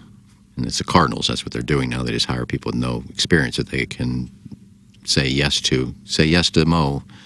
If there was a job open right now, maybe they'd talk to Molina, but... Mm-hmm. Guys, the real question is, can Yachty publicly berate an all-star outfielder by Game 6 of the 2024 season? That's from Wedding Tackle. Ah, yes, Doug, Tyler O'Neill and Yadier Molina in the effort. Mm-hmm. Well, I think he'd be tough on players. I think he'd be great for Contreras. That's the thing. I mean, I think, I don't know. I'm not saying it needs to be like blown up, but I think they're closer to, I don't know the right term. I just don't think they're real close to winning a World Series. I don't really even see that as being like a controversial take, but I also don't think it's necessarily something that's being said all that much in St. Louis. The near-term conversation regarding the Cardinals is, let's see what they do in free agency, and I feel like even if they were to go out and get 2 super high-priced free agent starters, it still isn't going to bring them to world championship contention level. And if anything, they are closer to, I don't know if the right word is a rebuild, but a changing of the guard with the veteran players than they are a run. And they talk about needing 3 starters. Well, that's saying that you trust Miles Michaelis and Steven Matz. Koufax and Drysdale right there. It kind of strikes me as obvious, and I just think they back themselves into a corner by saying we're going to return to contention next year, and we know we need to get 3 pitchers, and already Mozeliak's kind of started to backtrack off of that. We might have that internally. Well, teams like the Rangers give teams hope. The Rangers lost 100 games 2 years ago. Lost 100. Now they're in the World Series. So It is possible. I mean, they spent a fortune on Corey Seager, who's been a big part of the turnaround. I'm not sure the Cardinals will shell out that kind of money for a free agent. You're not sure, or you're 100% positive. Right? They don't, I mean, like, you know what I mean? Like, it's obvious. But it doesn't always work either. I mean, the Padres and the Mets shelled out millions. It did nothing for them. I'm going to be pretty shocked that they spend good money this offseason. I would hope they do maybe not the opposite, but I'd like to see a Goldschmidt trade. I'd like to see in spring training maybe Jordan Walker play a new position. First base? I think that trade would Goldschmidt. I think if you want to rebuild, I think you do that. You get as much as you can for Goldie, maybe midway through the year. But he has to okay that. Again, these are things that, they're miracle. But if I had to work it, I wouldn't pay Aaron Nola $210 million. I wouldn't pay Sonny Gray $150 million. I would rather just wait it out for players that are a little more deserving. I'm not saying they're not great players, but I'm not giving 7 or 8 years to a 30-year-old. I just could not do that. Goldschmidt's going to be bummed out if Arizona wins a World Series without him. Without much help at all from the two guys the Cardinals traded down there. It's weird how it all works. Yeah. Luke Weaver's starting tonight, is he not? Is he? Is he really? Luke Weaver hasn't been with the Diamondbacks. No. Wasn't he in the Goldschmidt trade, right? He was. Carson Kelly? He and Carson Kelly. Yeah, Right. Carson That Kelly. was And then somebody else. Then Gomber was in the Arenado. Gomber was Right. in the Arenado deal. I mean, what was Colorado think? I still scratch my head. Austin He Gomber got nothing for one of maybe the best third baseman of all time. His career, Gomber's career there in Colorado was just miserable. I think he's The still other guys there, didn't but even make it. There was 4 other guys that were mediocre minor leaguers. What were you thinking? That's what you have to keep that in mind when we say, well, trade Goldschmidt, because sometimes the market just isn't there for who knows why. Sometimes you just don't get much. The for guys off-season like that. trades are hard, but midway through the year, you're going to have a team that has an injury at that position, is about 2 games out. That's when I think you could snatch up some real players, but also, like Tim said, you got to have Arenado and Goldschmidt agree to any of these deals too. Yeah. Well, if you trade them both, you got nothing. Yeah. Because right now you got 2 superstars and a bunch of guys. Yeah, but if you sign got just Walker, you're hoping it becomes a star, but beyond him, you got a bunch of guys. I think the core issue is in Major League Baseball at the moment, in order for a team to flourish, you have to have young players and usually pitchers, I think, emerge who are cost controlled, which will then allow you to supplement the other side of the roster, pitching or offense, with stars, free agents, or via trade, with some players who are making some real money. And for the Cardinals at the moment, pitching-wise, there isn't young pitching that is on the precipice of being major league help.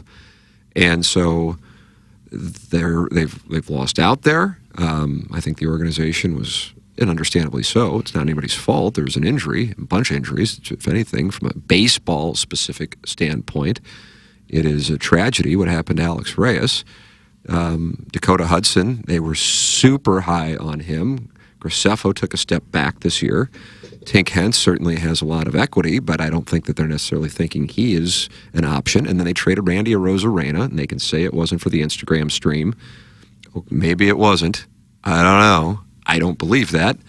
And brought in a guy who, to date, minus pitching against his old team, hasn't shown anything of being a guy that you would want to even be your 5th starter in Matthew Liberatore. Maybe a reliever. So you have a real situation with your pitching.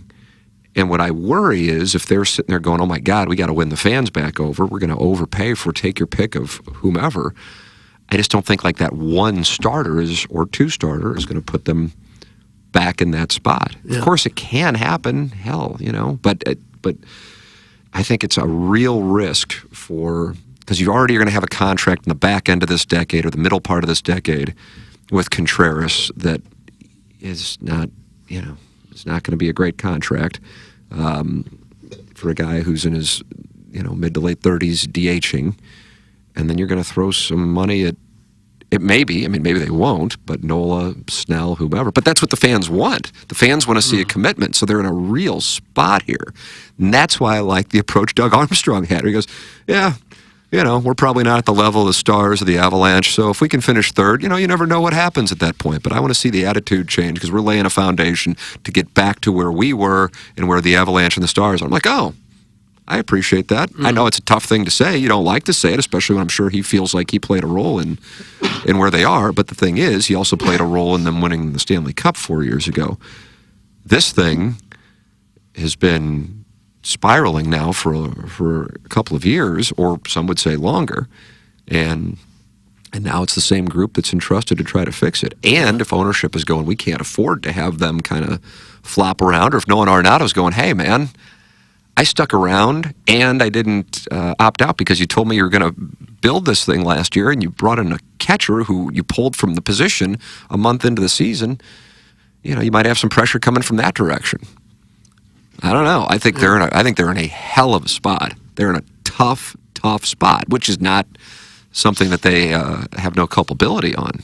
But I just don't know what necessarily is. That's why the Molina thing, it's like, here is a guy who, we've joked about it before. Mike Shannon could park his car in center field. Yadier Molina could park his car in center field, and they just go, well, we'll let him play around. We'll have to play around it because nobody's going to say anything to the late Mike Shannon, and nobody's going to say anything to Yadier Molina. Those guys ran the organization.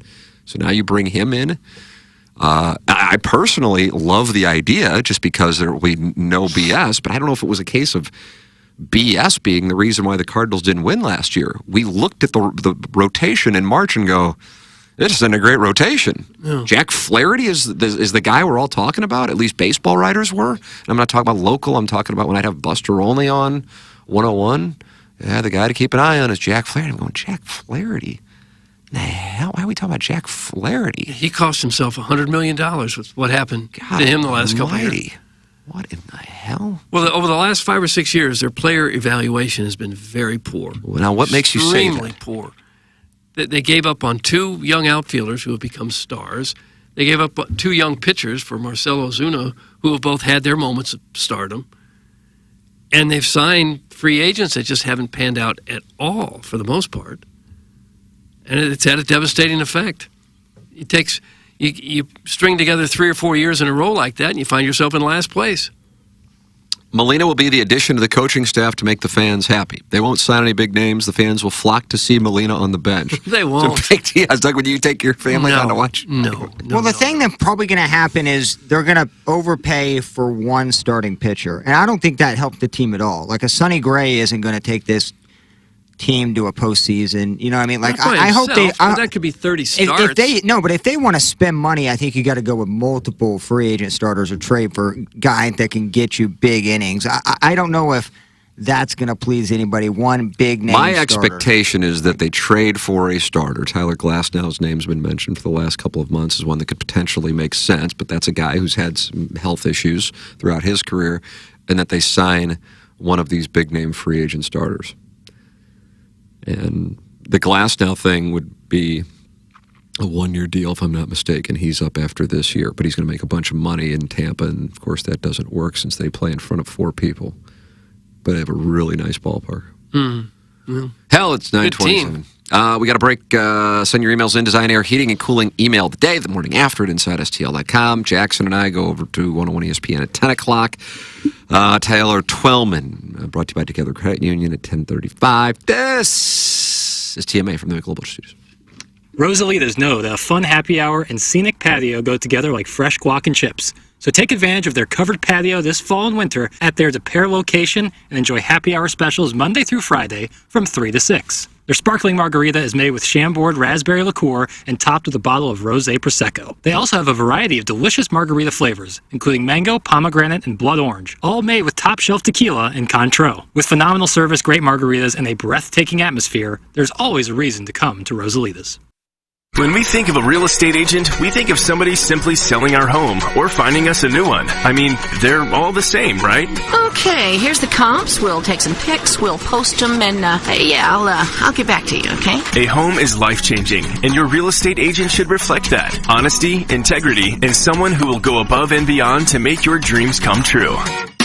The Jeff Lutman Group with Compass Realty. We're different because you're different. We want what you want. Experience the difference today at jefflutman.com, bringing people and properties together. Okay. Hot takes. Yeah. Pepperoncini. Pepperoncini. And now the Pepperoncini Show with Darren Atkins and Ken Stroh. All right, take it, fellas. There it is. That's the open. Pepperoncini. Pepperoncini. Pepperoncini. Pepperoncini. Pepperoncini. Pepperoncini. Pepperoncini. Pepperoncini. We don't know what it is.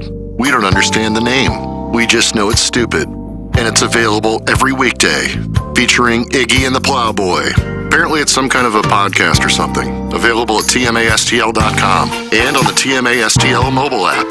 Whatever. If you're sick of having slow internet that doesn't reach every nook and cranny of your house, I'm here to introduce Whisper, the rural internet provider with no hidden fees, no contracts, and high speeds, all for a low cost. Whisper offers first-class customer service that'll help you set up and answer any questions along the way. And Whisper is offering free installation now till the end of October. Call Whisper at 800-765-7772 to learn more and use promo code TMA to get free installation. That's 800-765-7772 with promo code TMA.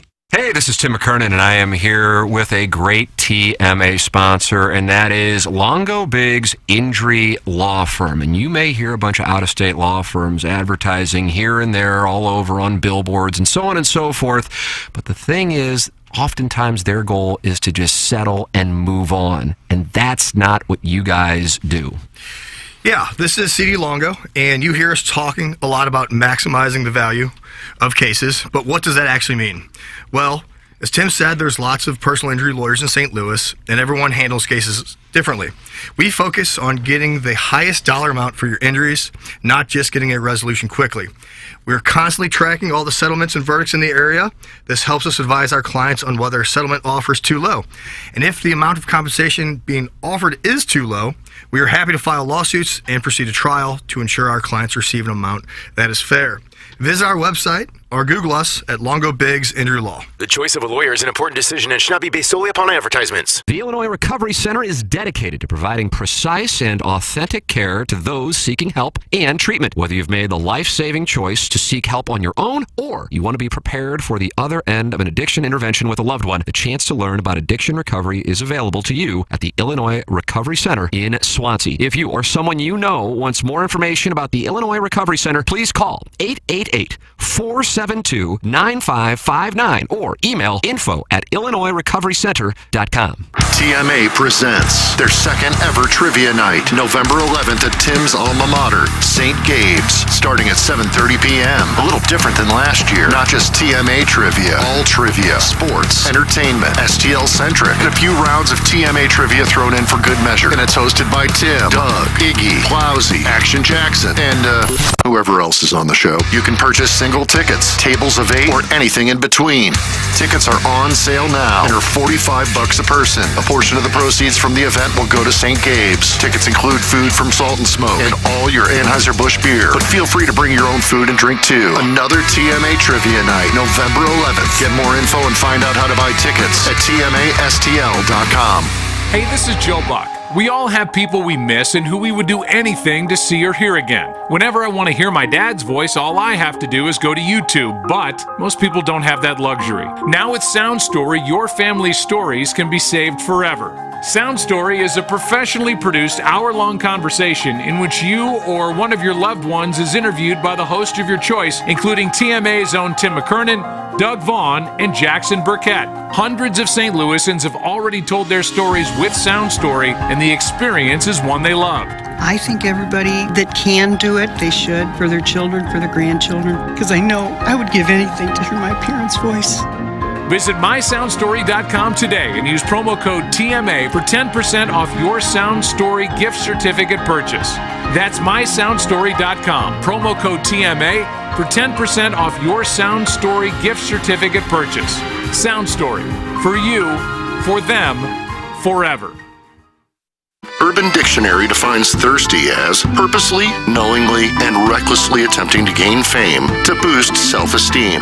So, are you thirsty? Well, TMA has you covered. Become a part of the 2023 TMA Listener of the Month Club. You nominate yourself for a monthly award. And if you win, you get recognition and stuff to help you satisfy that insatiable thirst. We're talking January, February, March, April, May, June, July, August, September, October, November, etc. Go to TMASTL.com or the TMA app. Give us your name, a photo, and other pertinent information. Tell us why you deserve to be TMA Listener of the Month. And if you don't want to use your real name or photo, we don't really care. The TMA Listener of the Month. Get recognized just for being you, or fake you, or whatever. Quenched by Milagro Tequila. Welcome to the brighter side of tequila with Milagro in the morning after on KPNT HD2. Live from the Michelob Ultra Studios, KPNT FM HD2, Collinsville, St. Louis. This is TMA All Day. I mean, what the hell is going on? It's the morning after. KPNT FM HD2, Collinsville, St. Louis. There you go, Doug. Thank you. Bah! Thank you, Plowsy. Bah. Bah.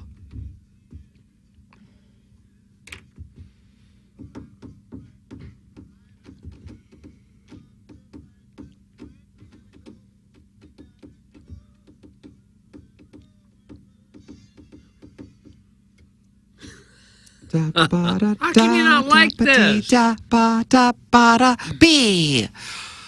Welcome back to TMA from the Michelob Ultra Studios. Timothy, Michael, McCartan, Douglas, Upavon, the Plowhawk, Action Jackson with you. Ken Strode, not available, evaluating financials. Why don't you evaluate testosterone? Go to lowtusa.com. It's mentality, bro. Decreased mental acuity, attention span, and stress can cause focus issues on even the most simple tasks.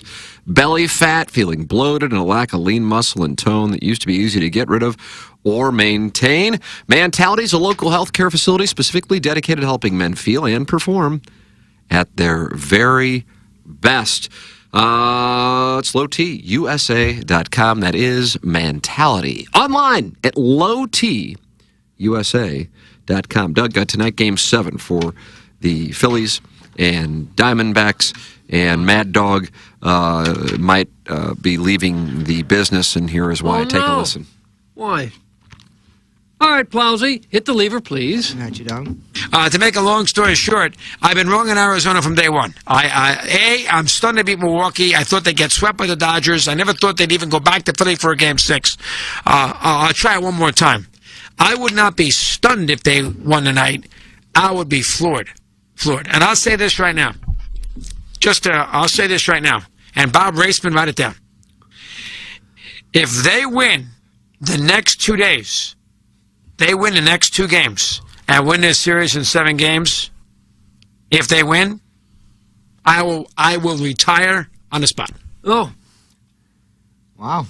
Well, the end is 9 innings away if the Diamondbacks were to...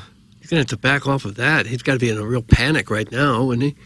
I'm sure he makes a fortune. I bet the Boston's like, yes, that contract going to go. Like Oh, he'll just say no. I'm so stunned. I can't really do it. I've got kids. And I like to eat, live indoors, all those things. That's quite the road to the World Series, potentially, for him. Really Milwaukee kind of they're not great, but then you got the Dodgers, Philly, back-to-back series there. Yeah. They sweep the Please Dodgers? give me a D-backs Rangers World Series. MLB has to be praying so hard for the Phillies tonight. That's from the reluctant cuck. Mm-hmm. I don't know. I mean, for sure, yeah. The D-backs were fun to watch that game last night. Can we replay the clip? I couldn't hear over Ken slamming the door. That's from Glove Blogger Tom. We're not playing the clip Well, again. the clip started after the door was shut. It's a nice try, though. You got your 30 seconds of fame. We're going to... We read your text. Go tell your friends. Oh. It's Glove Blogger Tom Traven. Read your text. You can blog about it. I would like to see the Diamondbacks win it all, I guess. Just because, the Cardinals kind of snuck in the back door the last 2 times they won it. I want the Rangers. I don't know why. I like Bruce Bochy. I don't love him. I don't know if there's a particular player I love on the Rangers, but I love Bryce Harper too. So if the Phillies are in, I'll root for Bryce Harper and the Phillies. College basketball getting underway soon, Doug. And Joe Lunardi has just released this morning the latest bracketology. How could it? They haven't had the first practice, as far as I know. First practice game, anyway. 8 seed in Wichita. Let's play a little first. Dennis Gates' Missouri Tigers are not going to the NCAA tournament this year. Lenardi will regret that one. How does he base that off of? I know that I realize they're not He likes Iona as a 16 seed against Tommy Izzo in Michigan State. He's already got who they're playing. He got Michigan State as yet another a 1 seed again. Well, he has Duke also as a number 1 seed, along with Kansas and Gene Katie and Purdue. God, Chalk Central, bro. What a joke. Gene Katie. I bowled with those guys one time. You bowled with who? The Purdue basketball team? Gene Katie and Purdue. Izzo? No, Gene Katie and Purdue. I couldn't see Izzo. They were in town for a regional, and he brought his team to Tropicana, and I bowled with them. You were right in the middle of the team. I was practicing, and some of the players said, "You're pretty good." Oh, they did. Gene Katie asked me to come over. I mean, yes, the greatest bowler they had ever seen, Mr. Trump. Worst toupee I've ever seen. That's not a toupee. I think it was a comb over. It was terrible, whatever it was. And he looked like the meanest guy in the world on the sideline, but he was one of the nicest people you'd ever meet. We interviewed him on the show down at the MAC one day, and I'm like, oh, God, Gene Katie, I'm scared to death. And he was a gentleman. Yeah, he was very nice to me. Jimmy Calhoun is a 2 seed going up against UNC Asheville. That should be a good game. God. He's still coaching? Jimmy Calhoun? Because we all follow Asheville so closely, and we know everything about their club. Where's he got Illinois? Well, Illinois, of course, is a 6 seed, and they could have a rematch against their dear friend Bruce Pearl. Should Auburn get out of Brooklyn pod, they would make a matchup against Illinois, Doug. Oh. 6 seed, it's so stupid. I haven't played one game yet. Where's Missouri going? Nowhere. No, we're not out of it. We're completely out of it. I was slamming the door. I couldn't hear. Yeah, Lenardi's going to regret How that come one. we left out? What the chalkiest Final Four I've ever heard. Like, how about the Billikens?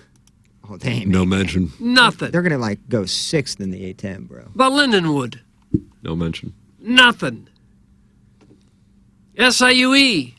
Nothing again. Well, we got SIUE's best player, so. Keep an eye on Grand Canyon as a dangerous 12 seed going up against USC in Spokane. 12? You know, I went by that. Yeah, Grand Canyon's a 12. I got them at 12?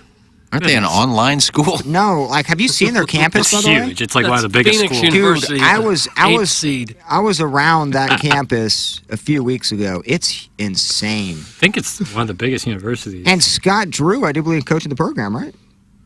One of the Drew boys. How could you get anybody to go there? I mean, it's got 70,000 online. You want to come to Grand Canyon and play basketball? I think it's a It's a Christian school. Coach. Yeah, Bryce Drew. Bryce Drew is their coach. So I met a guy there that actually is friends. One of Bryce Drew's really good friends. So he was out in Arizona golfing, and we happened to see him at a cocktail lounge or something, and talked about him going to Grand Canyon's, like, you know, opening night party that they have out there. Yeah, it sounds like I got something cooking out there. I didn't know a 12 seed, but I also didn't talk to they're not Lenardi a 12 out seed. The there. guy made it up. And who are they? They're playing Grand Canyon's got. They're not. We don't know who they're Grand playing. Canyon's going to be taking on USC. We don't know that. In fact, I bet Bronny. $100 they aren't. Bronny. Does anybody ever save they're these playing predictions USC? and see if he gets anything right? He'll get at least one of those 1 seeds right. Probably 2. Yeah, you're going to get 2 of them, but I don't think all 4. I mean, Purdue still got Zach Edey. So you got Brown in there?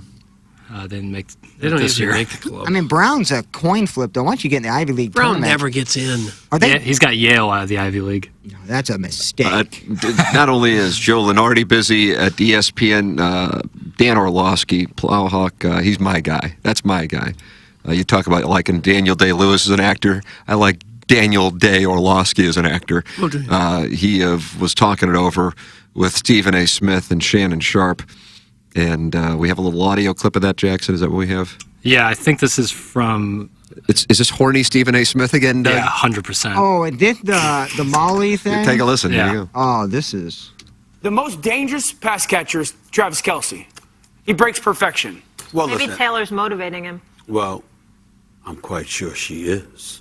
I'm sure she is. The voice is unnecessary. I'm just. do I need a towel again? I'm just saying. No, we don't need a towel. I'm just saying. I mean, she is motivational. I mean, there's no doubt. What is wrong with him? What happened? He goes into my voice of any time there's a hint of Sappho's, except he's doing it on a set reaching millions of people. I'm in a closet next to a urinal. And he's making, what, $12 million a year? Well, he don't sounds know like, I'm not. He sounds like Tim Meadow on Saturday Night Live. The ladies' man? Ladies' man. And I'm not for sure what the setup is on the studio, but how close is Orlovsky to like Stephen A. like, drooling over this thought of like I would Taylor describe it nigh. Okay. I like that. Your lower extremities He's not done. were compromised. I mean, I love horny Stephen A. it's like he doesn't know the cameras are there, and kind of just a one-on-one with Molly. I don't know. He makes, I think it's more than 12, right? I'd be surprised if it's more than 12. I don't know. I've never been like 12 is inclined just the to pay right for number? breast milk. Yeah, I feel like it's less. I thought we had that stat. I feel like it's 6 or 7 time ago, and that's why it's stuck in my head. Well, a lot of good people had to get fired to pay him. Buy some sick jewelry at Glenn Betts. Oh, nice block. Sorry, I didn't know how close. That was a natural segue. Yeah, it was. Didn't they fire a bunch of people right after they signed Pat McAnally? That was the punter. Okay, Iggy. I got close. Pat McAfee is the punter. Pat McAfee. A lot of backstage. Well, there was another Pat footage. McAnally. What? He was another. He was an official. Really? Rand McNally? No. Rand McNally. Glenn Betts Jewelers in business in St. Louis since 1941, operated by the third and fourth generation of the Betts family. The Glenn Betts difference is you are served personally. You're not sold. Glenn Betts Jewelers develops relationships through generations of your family as well. They get to know your likes, your lifestyle, and who and what you love, and those are the 3 L's. Go to glennbettsjewelers.com. That's GLENNBETZ Jewelers.com. Located 1 mile east of 270 on Manchester and De Pere. In the jewelry business, there is good, there is better, and then there is Betts. The Betts family passion for serving their customers has been passed down from generation to generation. GlennBettsJewelers.com. Thinking about getting engaged this holiday season? Support the sponsors. Go to GlennBettsJewelers.com. Horny Stephen A. makes me feel so uncomfortable, like when Iggy wanted to be a sorority house mom with a Caesar salad specialty. It's from Shooter McGavin. Question for Iggy: how do you prevent that massive anteater from soaking in brine when you sit down to Tinky? That's from Deke Dotem. Not a good question. Just not a good one. Lift it up a little bit. Wouldn't it be like one of those straws that like you see at the felching lake? straw. Like, can you just? Oh. Those are a fun time at Lake Uzo. We just did that. It was an image that I didn't really want. Ooh, I just got the Little Piddles half and half sent to me, Doug. What's that? The Michigan sign stealing allegations are a very noteworthy story that's going somewhat under the radar. Do you see the situation becoming a really big story that could impact Michigan in their hopes of reaching the mountaintop? How do you think Penn State and Ohio State fans are feeling about it? That's a little peek into the half and half. I would guess Ohio State fans aren't real happy about it. I Nor might try should to they be contrarian and say I think Ohio State fans are happy about it, and then start yelling and saying nobody else in the media in this town that will tell you that. Right. We're all for Michigan cheating, knowing our plays. Perjury? Who cares? One of my favorite lines. You'd have to be awfully quick, though, wouldn't you, to actually see the coach give the sign and then somehow relay it to your players? Sure. Well, if it wasn't working, they wouldn't be doing it. I suppose, yeah.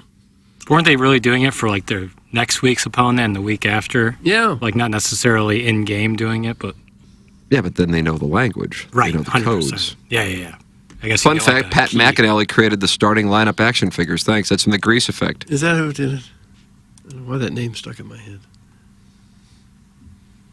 Dumb question. That's from the 636. Well, thank you. That could have been. Well, that could have been yes, anything. Yeah. Probably my first question Yeah. for the half and half. Yeah, we're good at that. I feel like when I read it, I can frame it in a certain way. Ooh. I'm not saying that you're not. No, it's not now, Doug. I take that as a Like a good attack. catcher. You're good at framing. Oh yeah, good framer. That always bugged me. That they think the umpires are so stupid that they can be fooled by the catcher moving his glove. Seriously? They are. I don't think they are. That's why framing is very important. I don't know. I think they'd like to think it's important. But man, if you're an umpire and you're so bad that you can't see the catcher moving his glove into the strike zone after the pitch has already hit his glove, then you don't belong in that position. Well, I got done early because I thought that we had to get to emails, and then there's only 2 in the filter file, Jackson. They make that 3, but we've only gotten 4 total today. Wow. Well, Buck Swope will come in a little I know. late. Oh, he's got it. He's already in there. Oh. Well, he has sent in a manuscript. It's not that long. I mean, it's not for Swope standards. It's on brand. Okay. All right. Well, I guess we'll have time to do a show prep meeting before balloon party. I have to pee, so that's cool with me. Oh, come on. What? I haven't peed once all day. And I can promote our sister station, if you want, real quick. What station is that? KC 95 on November 4th. They are having a bowling event. KC people and Metallica's Roadies are going to bowl against 8 lucky winners. Metallica's Roadies? Yeah, they're in between shows that weekend. So they're going to go out to Shrewsbury and they're going to bowl. And they're going to pick 8 lucky winners to join them in bowling, and they would get tickets to the show as well. I feel bad because Marty Link asked me to bowl for KC. He said, we need a ringer. I said, dude, I haven't picked up a ball in 6 years. I'm no longer a ringer. But you're one of the greatest of all time. You can still roll it. I mean, I can go there and coach you guys if you want, but I can't. I'm not bowling. No, we don't want your coaching. We've seen what happens to teams that you coach. They want you playing. So, yeah, just go to KC. You can sign up, and 8 lucky winners. I got people. I put that on my Facebook page yesterday, and people are DMing me, Iggy, can you get me in there? What do you think I am, the program director at KC? And I wouldn't cheat anyway, so you got to, if you're picked, you're picked. It'll be a fun afternoon. What bowling alley is that in Shrewsbury? Shrewsbury Lanes. Where is that? I think it's on a street called Weil. I don't think I've ever seen it. Yeah, it's kind of in the back. It's a hard one to find. It's not like off of the highway or anything. It's kind of like you got to get off of 44 in Shrewsbury and wind around some streets. Yeah. It's kind of in the back. I've been there. Nice bowling alley. It's a good house. Good house. It's a good house, yeah. So if anybody wants to try a chance to win and bowl with KC Jocks and the Roadies from Metallica, go sign up.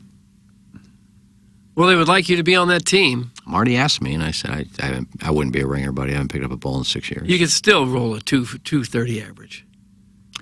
I'm wondering how many games it would take me to get back in the flow of things to shoot bowling, like 230. No, you're dumb. Like you're dumb. Bowling is not easy. But it's all timing. I mean, I haven't thrown a ball, and I'd probably be all over the place. I don't know. Don't sell yourself short. You're the local version of Guppy Troop. Nope. As I said in the Hall of Fame induction, I'm in here not for my bowling prowess. But for your recruiting. I said I've only had 2 300s. I looked at Shea. I said, Shea Bitt had that many yesterday. I like that Shea Bitt. You like that? Yeah, I don't care for it. And the crowd roared. And I'm surprised that Raby didn't have that one in there. Oh, apparently that's in December, not November. The crowd did like that. I could stand to hear that again. The KC thing? November 4th, I believe. That's when Metallica's in town.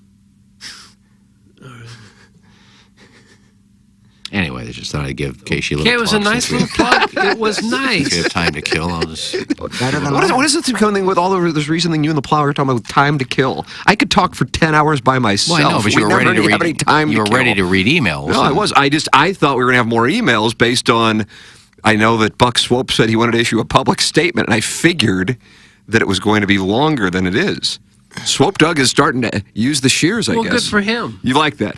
Yeah, sometimes he writes in way too long. Yeah. I want to ask Licks, too, since he's texted in today and he's out there listening. How was your cameo that you asked me to do? How did that work for you? Did you do a cameo for him? What happened? Did you do the cameo? What actually just happened? So you're just asking for his reaction to your cameo? What did you think of Mr. Licks, call in. Okay. No, leave call a mic in. drop on balloon party. Call in and just text in to Tim and say, yeah, I liked it or I thought it was I've awful. closed the text inbox. I'll reopen it. Yeah. Mr. Licks, did you like Iggy's cameo? Rocky will get his $15 for that? Man, he's wetting his beak. Yes. He's not even a part of the... It cost me money. It's in December, not November. Oh. Come on, soggy skin. Oh. That's some Peg Diaz. I could have sworn it said November 4th. Soggy Skin is kind of a great band name. I put it up on my Facebook page. I could have swore it was November 4th. More like an old school pitcher from the 1890s. Oh, Soggy Skins McGee. Tim, you want to read that at the bottom what it says? Doug, it's November 4th. So you were right, Iggy. Okay. And the texter was wrong as usual. Right around the corner. December 4th, you idiot. What do you got to say now? Soggy skin. This guy is effing unbelievable. I've never heard of someone so wildly popular, successful, and envied with such poor housing since Mother Teresa died. Oh. Well, just I'm good at what I do doesn't make it paid. That's a really tough text, but also a really good one. Arbor Day giving his opinions. No one's ever been this popular and poor since Mother Teresa. Yeah, she wasn't poor. She had everything given to her. Free food, free housing. Didn't she die like in a Calcutta? Yeah, there's not much going on there, but... like a one-bedroom? Well, I think she took a vow of poverty. Man, I'm not sure she had much to give up in the first place. She was a Well. nun. This guy has to be stopped. It's the ramblings of an absolute madman. It's from glove blogger Tom Traven. Him and Arbor Day are getting together. What are the ramblings? It's like if I worked at KC and I said I had to do a live spot. Hey, guys, let me tell you about what's coming up on November 4th. Metallica's roadies are going to be in town. We're going to do a bowling thing. I just did one for them. That's what you did, yeah. What's wrong with that? I don't see anything wrong with it. God, you people are just so... You bitch about everything. Yeah. Oh, they're... You're just catching on to that? No, but something as stupid as that? Yeah. Well, Watch, they didn't this idiot's probably trashing me, and he probably already went and signed up. Oh, maybe I can bowl with Metallica, man. It'd be great. Thanks for calling me, Iggy. Ah, you idiot. Why do you mention Oh, yeah, they thought you had the date wrong. Sounds like skin. Iggy is Yeah, they didn't even know that. That was Peg Diaz. That's a lady. Margaret. All right, ladies and gentlemen, it's time for the designer heating and cooling email of the day. As I pulled his love-sopped boy panties down past his knees, the smell tipped my brain off that I was about to receive an order of brine directly onto my chest. If there's one person who can jackhammer enough lust into your prostate to make your legs quiver, it's your father-in-law, Doug. With wisdom and a knee brace comes a yearning to taste. I stuck my hand in the mud that lined his chamby pot. Yeah. He pinned my ears back. He primed my urethra. Okay. I tasted his That's ways. deep totem, isn't it? It's a Tinky Monster. I think it's deep. His brother. There's a picture of Iggy and Larry calling the producer Joe boxing match. Look at that gold tie on Iggs. It is sharp. Yeah, Mickey Monster's just got jackets- himself. Those jackets went back to Kohl's the next day. Looks like it's metal. It's like a metal tie. That's my Jerry Garcia tie. Suspended a period of 2 days. No, he's gone. It was the Tinky Monster. He got suspended. Morning, sluts. As you can see, I'm salty. 8:04 a.m., Jackson Burkett. Nobody is universally liked. I got 2 words for you. Tim McKernan. 8:12, the names for email the day winners is read with my name mysteriously missing. What in the holiest of hells is going on? Throw in that Mizzou trip, a.k.a. Cuckless in Columbia, and you got yourself a mess. But damn it, what am I even talking about? I don't know either, because this email is about urination tips. You pee on the interior side of the bowl above the water line, and there is not stream sound. And that is the story of the time I peed in my buddy Gus's bathroom quietly so his mom, Mrs. Birch, wouldn't know I banged her husband the night before while she slept next to us. Oh. Next to you. That's from Doug, and then the last name is Long. Doug Long. She must be a sound sleeper. He's new. Now you're having sex right next to her. And Young, perjury, who cares? Thanks to some #1 Asian intern Brian Henshin, a.k.a. SMR Pat McAnally. Doug got it. I like Pat. Now offering free legal advice to our premium platinum subscribers. Is it quality advice? Debatable. But is it whispered? You tell me. Snip, snip. Don't lie under oath. Snip, snip. That's a bad idea. Squish, squish. Doug, that's ASMR Pat McAnally. Pat McAnally. Plagiarism, who cares? Nice little story. I one time was playing horseshoes at the Fairview Heights VFW, and you wouldn't believe it, but Bobby Knight came over and complimented me on my tossing of the shoes. Can't make this guy stuff up. It's from Flip Wilson. Flip Wilson. Just can't stand it, can you? My head is spinning. There are too many storylines going at one time, and I cannot keep up. The Tracy Chapman hot tub story happened just last week, but it legitimately feels like a lifetime ago. Somehow we've already moved on from Radio Wars, turtlenecks, Iggy's pay raise he didn't ask for, and the elusive Batwing 8 in the Albatross Arena. Inexplicably, the OnlyFans teacher doesn't even crack the top 5 biggest TMA storylines happening right now. Your stone board up texted his boss at 9 p.m. on a Sunday night about a podcast where he eats food on a toilet as a drone. He's not going to pay for shoots aerial footage. Doug, I don't know what I just read. If that's the good idea that he does text to his boss, imagine how many even worse ideas he doesn't pass along to Tommy. I don't know what the opposite of wunderkind is, but you've got one running the board inside that urinal front solitary confinement cell you call a studio.